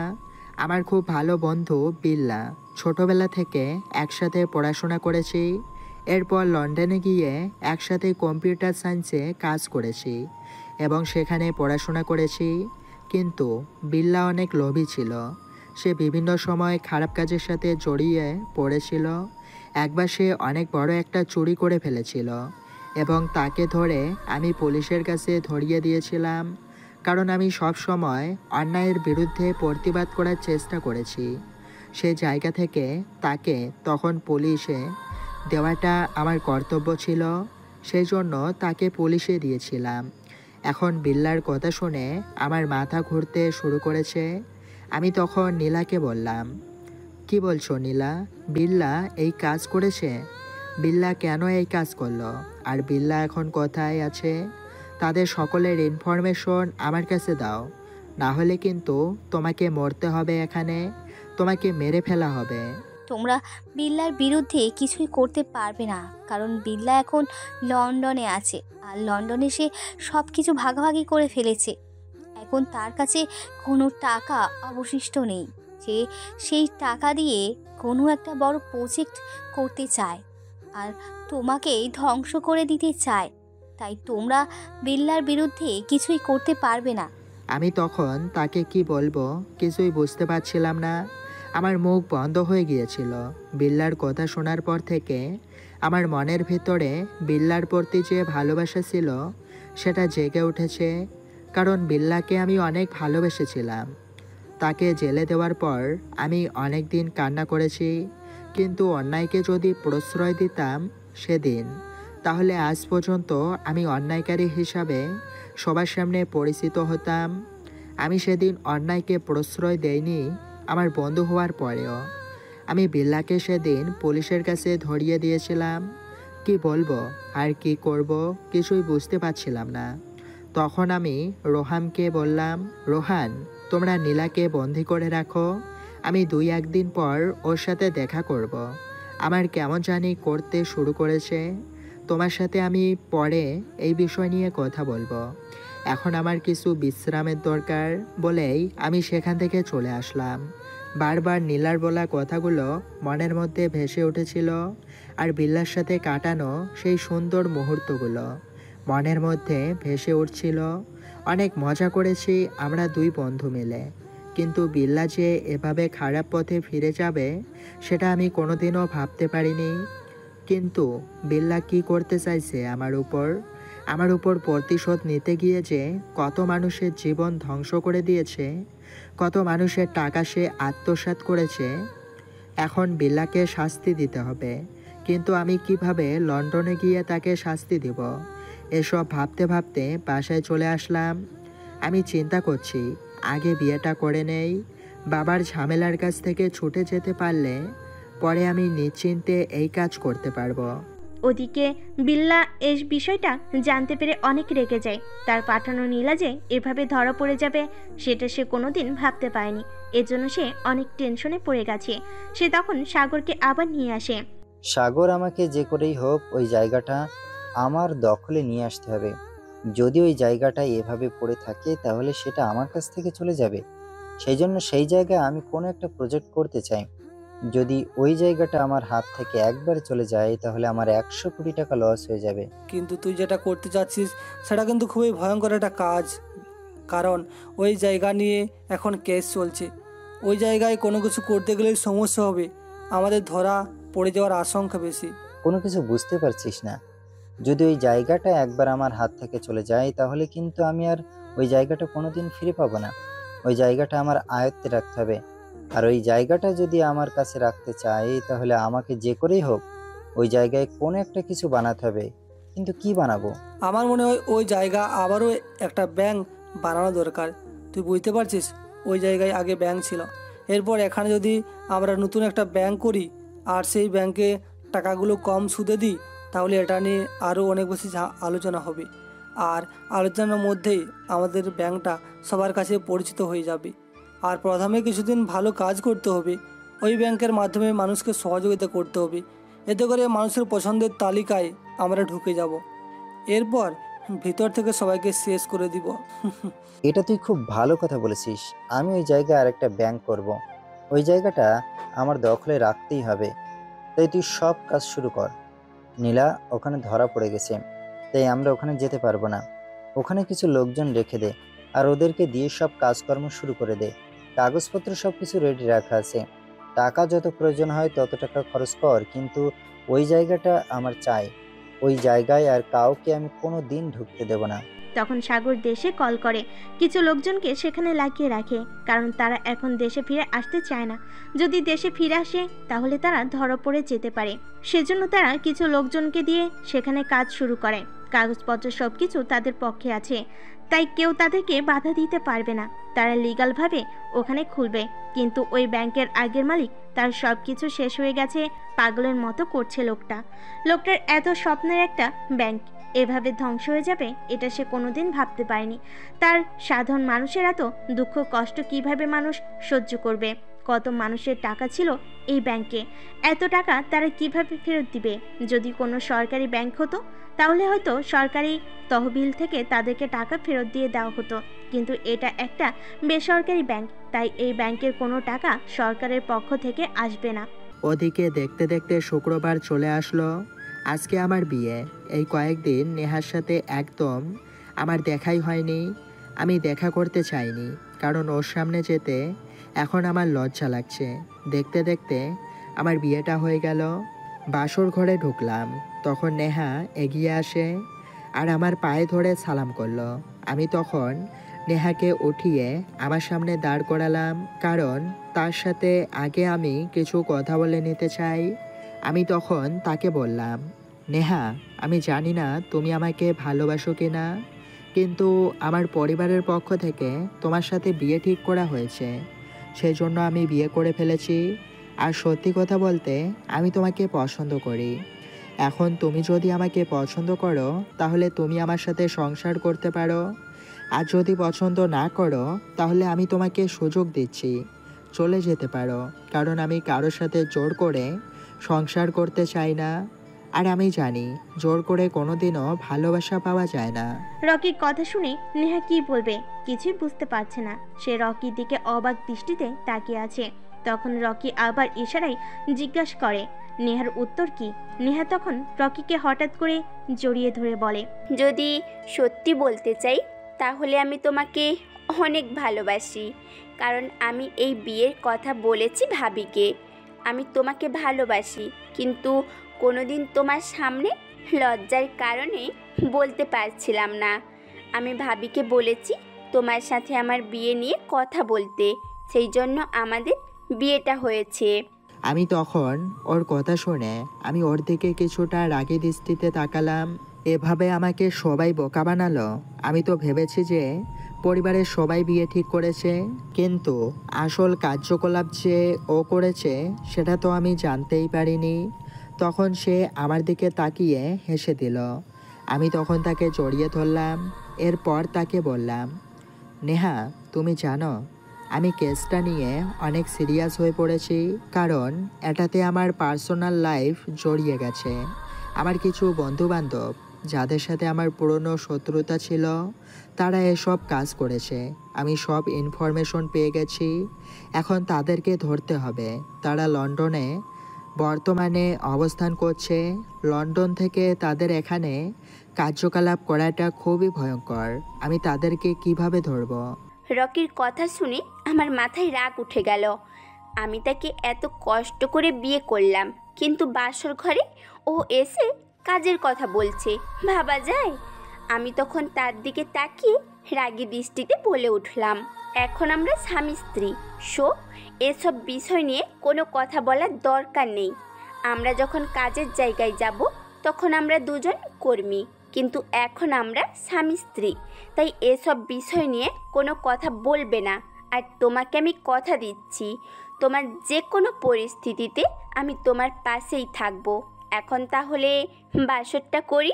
কথাটা বলার পর আমার ভেতর কেমন জানি লজ্জা কাজ করতে শুরু করলো। আমি তো আগে অনেক বেশি লজ্জা পেতাম, কিন্তু আজকে কেন জানি ওর সাথে কথা বলতে আমার লজ্জা লাগছে না। হয়তো ওকে ভালোবেসে ফেলেছি, সেটা বলতে পেরেছি, এটাই আমার ভাগ্যের বিষয়। তখন রকি আর কিছু বলল না। আমি রকিকে জড়িয়ে ধরলাম। এরপর আমরা দুজন ডুব দিলাম ভালোবাসার নতুন এক সমুদ্রে। পরের দিন সকালে উঠেই আমি কাজের জন্য বেরিয়ে গেলাম, কারণ এখন আমার বসে থাকলে হবে না। যে করেই হোক বিল্লাকে উপস্থিত একটা শিক্ষা দিতে হবে। কিন্তু যখন আমি বাইরে গেলাম তখন জানতে পারলাম যে ওই জায়গায় আরেকটা ব্যাংক শুরু হবে। এমনিতেই ওই জায়গা নিয়ে অনেক সমস্যা, এর মধ্যে আবার ব্যাংক শুরু হবে। এটা খুবই ভয়ঙ্কর একটা বিষয়। এটা নিয়ে মিডিয়া অনেক বেশি নিউজ করছে, আর মিডিয়াদের একটাই সমস্যা, যখন কোনো একটা জিনিস ভাইরাল হয় তখন এটা নিয়ে সবাই পড়ে যায়। কোনো ভালো নিউজ তারা প্রকাশ করতে চায় না। কিন্তু যদি কোনো খারাপ নিউজ একবার ভাইরাল যদি হয়ে যায় তাহলে সবাই এটা নিয়ে নিউজ করতে শুরু করে। আইনমন্ত্রীর সাথে দেখা করতে হবে, কারণ এটা কি আইন বিরোধী কাজ নাকি আইনের মধ্যের কাজ সেটা আমি জানি না। আগে এই বিষয়টা জানতে হবে। যদি আইন বিরোধী কাজ হয় তাহলে এটা বন্ধ করতে হবে, কারণ এই জায়গার আসল মালিক সেই লোকগুলো নয়। তাহলে তারা কেন এখানে ব্যাংক শুরু করবে? আইনমন্ত্রীর সাথে দেখা করেই আমি বললাম, এই জায়গাটা নিয়ে এমনিতেই ঝামেলা রয়েছে, এর মধ্যে এই জায়গায় তারা নতুন করে আরও একটা ব্যাংক শুরু করতে চায়। আমরা সবাই জানি ওরা ব্যাংকটা চুরি করে নিয়েছে, কিন্তু তাদের কাছে দলিল কাগজপত্র থাকার কারণে কেউ তাদের বিরুদ্ধে মামলা করছে না। ওদিকে আগের ব্যাংকের মালিকের মধ্যে সেই শক্তি নেই যে তিনি আবার এইটা নিয়ে কেস করবেন। উনি একদম পাগলের মতো হয়ে গেছেন। এখন এই জায়গায় তারা ব্যাংক শুরু করতে যাচ্ছে। এটা কি কোনো আইন বিরোধী কাজ? যদি কোনো আইন বিরোধী কাজ হয় তাহলে আপনারা এটা বন্ধ করে দিন, কারণ এখানে যদি তারা টাকা রাখে তাহলে আমার সমস্যা হতে পারে। কিন্তু এই বিষয়ে আমরা কোনো কথা বলতে পারবো না, কারণ এটা তাদের জায়গা। এখন তাদের কাছে কাগজ জমি সব কিছু আছেই। তোমরা যদি এটার বিরুদ্ধে কিছু প্রমাণ পেশ করতে পারো তাহলে সেটা বন্ধ করা যায়, কিন্তু এখন নিয়ম এবং কাগজপত্রে ওরাই জমির মালিক, তাই তাদের বিরুদ্ধে কিছুই করার সামর্থ্য কারণ নেই। তাই তারা এখানে ব্যাংক করতে পারে অথবা যে কোনো কিছু করতে পারে, তাই তাদেরকে কোনো বাধা দেওয়ার অধিকার আমাদের নেই। আমি বুঝতে পারলাম এভাবে কাজ করে কোনো কিছু হবে না। সেজন্য আমি মনে মনে সিদ্ধান্ত নিলাম ব্যাংকটা হোক। এরপর আমি তাদেরকে আবার তাদের প্ল্যানেই বাজিমাত করে দিব। তারা যেমন ব্যাংকটা নিয়ে নিয়েছিল, আমিও ঠিক সেভাবেই ব্যাংকটা নিয়ে নেব। সেজন্য আমি অপেক্ষা করতে শুরু করলাম। যেহেতু ব্যাংকের সব কিছু আগে থেকেই প্রস্তুত, তাই নতুন করে কোনো জায়গা বা বিল্ডিং বানাতে হলো না। তারা আগের জায়গায় সব কিছু শুরু করলো, কিন্তু নাম এবং মালিকানা পরিবর্তন করে দিয়েছে। আমি তখন আমার কম্পিউটার এবং আমার কিছু জিনিসপত্র নিয়ে চলে গেলাম আমার বাড়িতে। আমার একটা আলাদা রুম আছে সেটাতে, কারণ আমি একা একা সব কিছু করতে চাই। আমার সাথে যদি কেউ কথা বলে তাহলে আমি কাজের গতিটা হারিয়ে ফেলি। আমি যখন কোনো কাজ করতে শুরু করি, সেটা যতক্ষণ না পর্যন্ত শেষ করি ততক্ষণ পর্যন্ত আমি শান্ত হতে পারি না। কিন্তু ওই ব্যাংকের সাইটগুলো হ্যাক করা অনেক কষ্টকর এখন আমার পক্ষে, কারণ বিল্লা চাইবে তার ব্যাংকে যেন পুরো সিকিউরিটির মধ্যে থাকে। সে জানে আমি এটা ভেঙে ফেলার চেষ্টা করব। সেই জন্য সে অনেক কঠিনভাবে সিকিউরিটি লক লাগিয়েছে। এখন এটা ভাঙবো কী করে আমি? তখন মনে মনে সিদ্ধান্ত নিলাম এটার জন্য আমাকে নেহার সাহায্য নিতে হবে। ওদিকে ব্যাংক হয়ে গেছে, তাই কোনো ঝামেলা হয়নি। বিল্লা মনে মনে ভাবতে শুরু করে যে এইটা নিয়ে আর কোনো ঝামেলা হবে না। সেজন্য সে তার ব্যাংক অ্যাকাউন্টে টাকা পয়সা সব কিছু সেফে রেখে আবার চলে আসে দেশে। দেশে আসার পর সে তার ব্যাংক শুরু করে। এখন তার বিরুদ্ধে আর কেউ নেই, তার কাছে ব্যাংকের কাগজপত্র আর তার সব কিছু আছে, তাই তাকে কেউ ঝামেলা করতে পারবে না। সে তখন মনে মনে অনেক খুশি, কারণ কিছুদিন আগেও সে একদম রাস্তার ফকির ছিল, একজন অপরাধী ছিল, কিন্তু আজকে সে একটা ব্যাংকের মালিক, সেটা ভাবতেই পারছে না।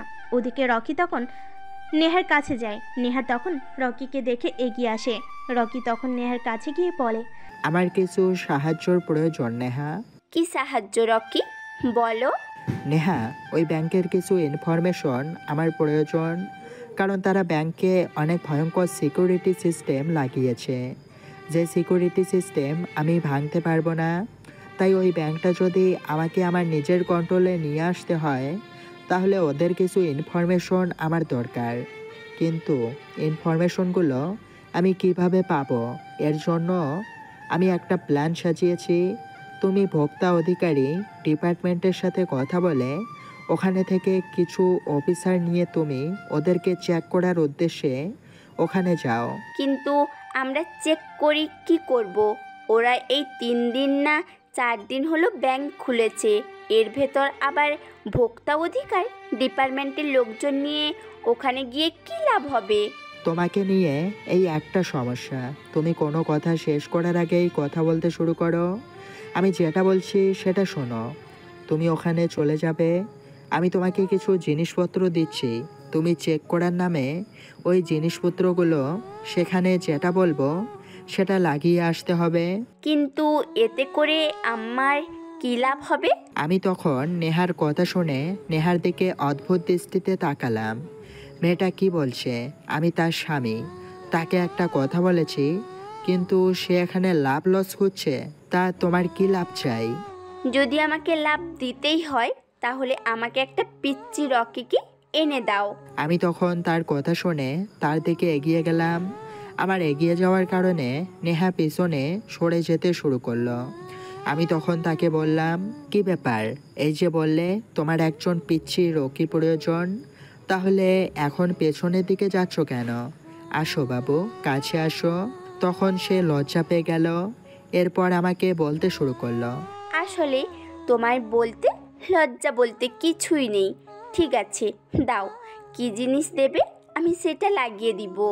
আমি তখন 2-3টা খুব ছোট ছোট ক্যামেরা আর আমার জিনিসপত্র দিয়ে তাকে বুঝিয়ে দিলাম কোনটা কোন জায়গায় লাগাতে হবে। এরপর আমি সেখান থেকে চলে আসলাম।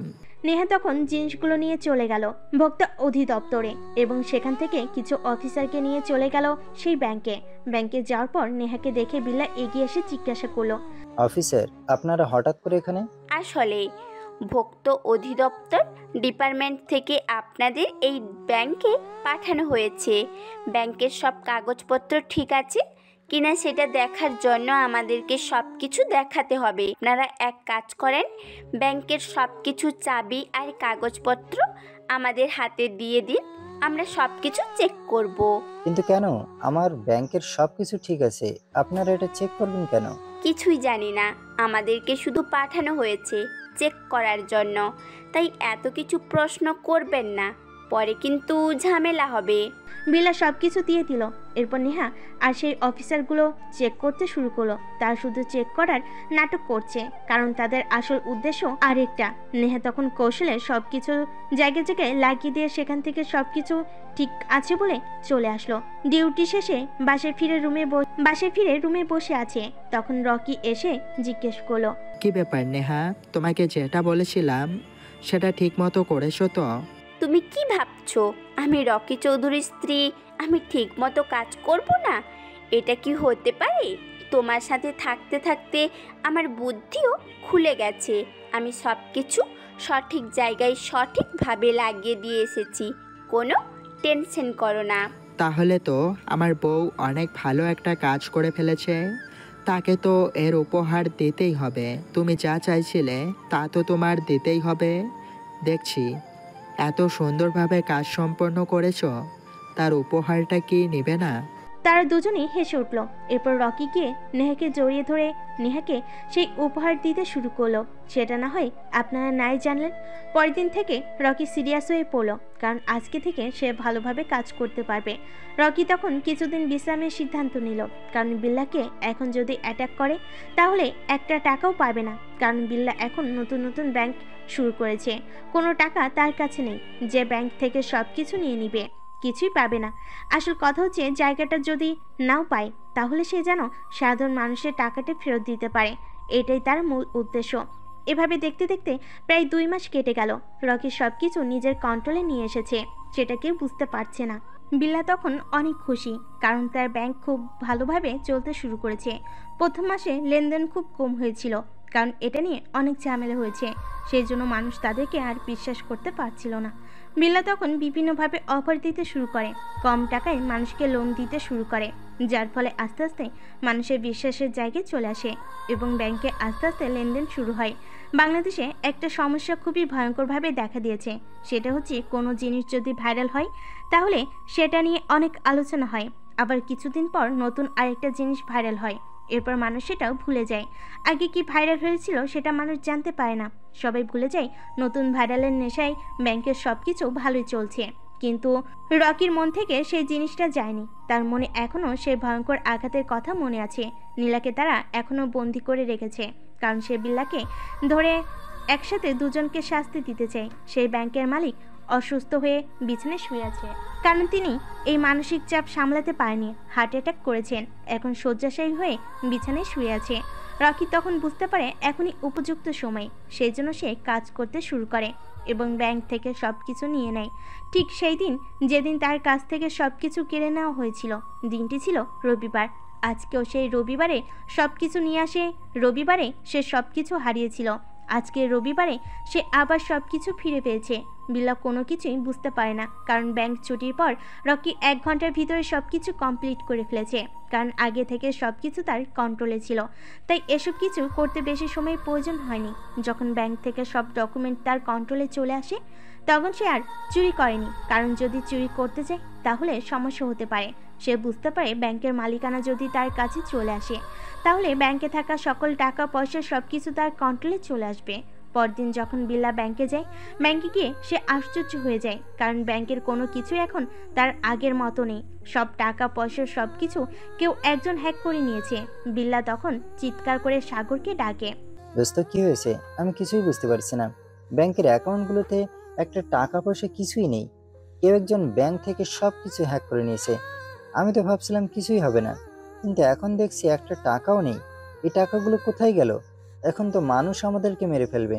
মানুষ মারার আগে আমি তোদেরকে মেরে ফেলবো। তোরা কি ভাবছিলি আমাকে ফাঁসিয়ে দিলেই সব কিছু তোদের হাতে চলে আসবে? আমি সব কিছু ভুলে যাব না। রকি চৌধুরীকে যে একবার আঘাত করে সে আমার বিপরীত আঘাত থেকে কোনোদিন বাঁচতে পারে না। রকি চৌধুরী কতটা ভয়ঙ্কর সেটা তার ভালো চেহারার পেছনে লুকিয়ে থাকে, কেউ সেটা দেখতে পায় না। রকির কথা শুনে বিল্লা রকির দিকে তাকায়। এতদিন পর রকিকে সামনাসামনি দেখে সে কিছুটা ঘাবড়ে গেছে। রকি তখন বিল্লার কাঁধ ধরে বলে, বন্ধু, তোমাকে আমি অনেক দিন বলেছিলাম ভালো পথে ফিরে আসো, কিন্তু তুমি ভালো পথে ফিরে আসোনি। তুমি বারবার অন্যায় করতে চেয়েছো। তুমি জানো না অন্যায়কারীকে শাস্তি কি? আজকে তোমাকে বুঝিয়ে দেব যে অন্যায়কারীর শাস্তি কতটা ভয়ঙ্কর হতে পারে। রকি, আমাকে ছেড়ে দে বলছি। আমি আবার ফিরে আসব, তোকে সুখে থাকতে দিব না। এবার ফিরে আসার সুযোগ নেই। এবার গেলে আসল মজা বুঝতে পারবে। কোথায় আপনারা? আসুন। পিছন পিছন কিছু পুলিশ অফিসার তার কাছে আসে, কিন্তু সে নেহাকে বলে এসেছিল এখানে আসার জন্য, কিন্তু নেহা আসেনি কেন? তখন একজন পুলিশ অফিসারকে জিজ্ঞাসা করে, কি ব্যাপার, নেহা আসেনি কেন? জানি না স্যার, ম্যাডাম আজকে পুলিশ স্টেশনে আসেননি। মনে হয় বাড়িতে কোনো সমস্যা হয়েছে অথবা অন্য কোনো কিছু, সেই জন্য আসেননি। আমরা জানি না কিছুই। রকি তখন বিল্লাকে সবার সামনে তাকে টেনে নিয়ে যায়। সাংবাদিকদেরকে খবর দেওয়া হয়েছে, কারণ আজকে সে সব কিছু মানুষের সামনে প্রকাশ করে দিতে চায়। যখন সাংবাদিকরা চলে আসে তখন রকি সবার সামনে দাঁড়িয়ে বলে, সত্য জানার জন্য যে প্রতীক্ষা, আজকে আপনাদেরকে সেই সত্য কথা বলতে চাই। আপনারা সব সময় ভুল নিউজ প্রকাশ করেন, কিন্তু আজকে একটা সত্য নিউজ প্রকাশ করেন। এই যে দেখতে পাচ্ছেন আসল অপরাধী কত টাকা ব্যাংক থেকে চুরি করে নিয়ে আজ সে ব্যাংকের মালিক হয়ে গেছে, কিন্তু সে বুঝতে পারেনি রকি চৌধুরী কতটা ভয়ঙ্কর। আজকে তাকে সেটা বুঝিয়ে দিয়েছি। ব্যাংক থেকে যত ইনফরমেশন নিয়েছিল সবগুলো আবার আমি ফিরিয়ে নিয়ে এসেছি। ব্যাংকে আগে যতজন কাস্টমারের লেনদেন ছিল সবাইকে উপযুক্ত প্রমাণ নিয়ে আসার জন্য অনুরোধ করা হচ্ছে। আপনাদের সব টাকা ফিরিয়ে দেওয়া হবে, আপনারা কোনো চিন্তা করবেন না। কারণ রকি চৌধুরী কারোর সাথে বেইমানি করেনি আর জীবনে করবেও না। তাই আপনাদের সবার কাছে অনুরোধ, আপনারা আপনাদের উপযুক্ত প্রমাণ নিয়ে আসুন, আপনাদের টাকা ফেরত নিয়ে যান, আর এই অপরাধীকে দৃষ্টান্তমূলক শাস্তি দেওয়ার অনুরোধ করা হচ্ছে। যারা বর্তমানে লেনদেন করছেন তারাও ভয় পাবেন না, কারণ আপনাদের টাকা কিছুই করা হবে না। আপনারা এই ব্যাংকে বিশ্বাস করে টাকা রেখেছেন। এই ব্যাংকে যত টাকা রেখেছেন সবগুলো আপনাদের কাছে ফিরিয়ে দেওয়া হবে। যেহেতু কাগজপত্র সব কিছু আমি ফিরিয়ে নিয়ে এসেছি, সেহেতু এই সব কিছুর বর্তমান মালিক আমি। কিন্তু আমি সিদ্ধান্ত নিয়েছি আমি আর কোনোদিন ব্যাংক কিং করব না। আমার বাবার অনেক বড় একটা বিজনেস আছে, আমি সেটা দেখাশোনা করব। আর এই ব্যাংকের জায়গা সরকারের কাছে পৌঁছে দেওয়া হবে। এরপর সরকার যে সিদ্ধান্ত নেবে সেটাই করা হবে। তখন সবাই রকিকে নিয়ে আলোচনায় ফেটে পড়ে। এতদিন রকি সবার কাছে একজন বেঈমান ছিল, কিন্তু আজ থেকে সে সবার কাছে বিশ্বস্ত মানুষ হয়ে গেছে। আসলেই মানুষের জীবনে কত মোড় ঘোরে, কত না রং দেখতে হয়। মানুষের জীবনে আজ থেকে 3 মাস আগেও সে ছিল মানুষের কাছে বেঈমান, একজন বিশ্বাসঘাতক, কিন্তু আজ সে মানুষের কাছে একজন বিশ্বস্ত ব্যক্তি। সত্যি মানুষের জীবনে এই রং বেরঙের খেলা কিছুতেই শেষ হবে না। হয়তো রকির জীবনে আবারও নতুন কিছু আসবে, সেটা সে কল্পনা করতে পারবে না। রকি এত কিছু করার মধ্যেও নেহাকে দেখতে পায়নি। হঠাৎ করে তার ফোনের মধ্যে কল আসে, সেটা তার বাবার কল দেখে ফোন ধরে। হ্যাঁ বাবা, বলো কি হয়েছে? রকি বাবা, তাড়াতাড়ি হসপিটালে আসো। বৌমা কি জানি হয়েছে, সকাল হঠাৎ করে বেহুশ হয়ে গিয়েছে, এখন পর্যন্ত হুঁশ আসেনি। আমরা তো কিছুই বুঝতে পারছি না। আমরা হসপিটালে নিয়ে এসেছি। রকি সেখানে আর এক মুহূর্ত দাঁড়ালো না, মাথায় তার চিন্তায় এসে গেছে। এই সুখের মধ্যে আবার কোন দুঃখের কথা তার মধ্যে চলে আসে। তখন সে দৌড়ে চলে যায় হসপিটালে। হসপিটালে গিয়ে ডাক্তারের সাথে কথা বলে ডাক্তার তখন রকিকে সান্ত্বনা দিয়ে বলে, মিস্টার রকি চৌধুরী, আপনি কোনো চিন্তা করবেন না। আপনার জন্য খুশির সংবাদ আছে, এতে আপনি ভয় পাওয়ার কিছু নেই। আপনি বাবা হতে চলেছেন। রকি তখন ডাক্তারের কথা শুনে কি বলবে কিছু বুঝতে পারছিল না। তার মনের মধ্যে যেন একটা আনন্দ কাজ করতে শুরু করেছে। আজকে একদিনে এত আনন্দের সংবাদ পাবে সে কল্পনাও করতে পারেনি। প্রায় 1 ঘন্টা পর নেহার জ্ঞান ফেরে। রকি তখন নেহার পাশে বসে বলে, আমার কাজ কমপ্লিট হয়েছে, আমি সব কিছু সমাধান করে ফেলেছি। আজকে তোমার উপহারটাও কমপ্লিট হয়ে গেল। তুমি কি খুশি হয়েছ? আমি খুশি হব, তুমি আমার কাছে একটু আসো। রকি তখন নেহার কানের কাছে একদম মুখ নিয়ে যায়। নেহা তখন রকির গালে একটা কিস করে বলে, এভাবে সারা জীবন আমাদের পাশে থাকবে তো?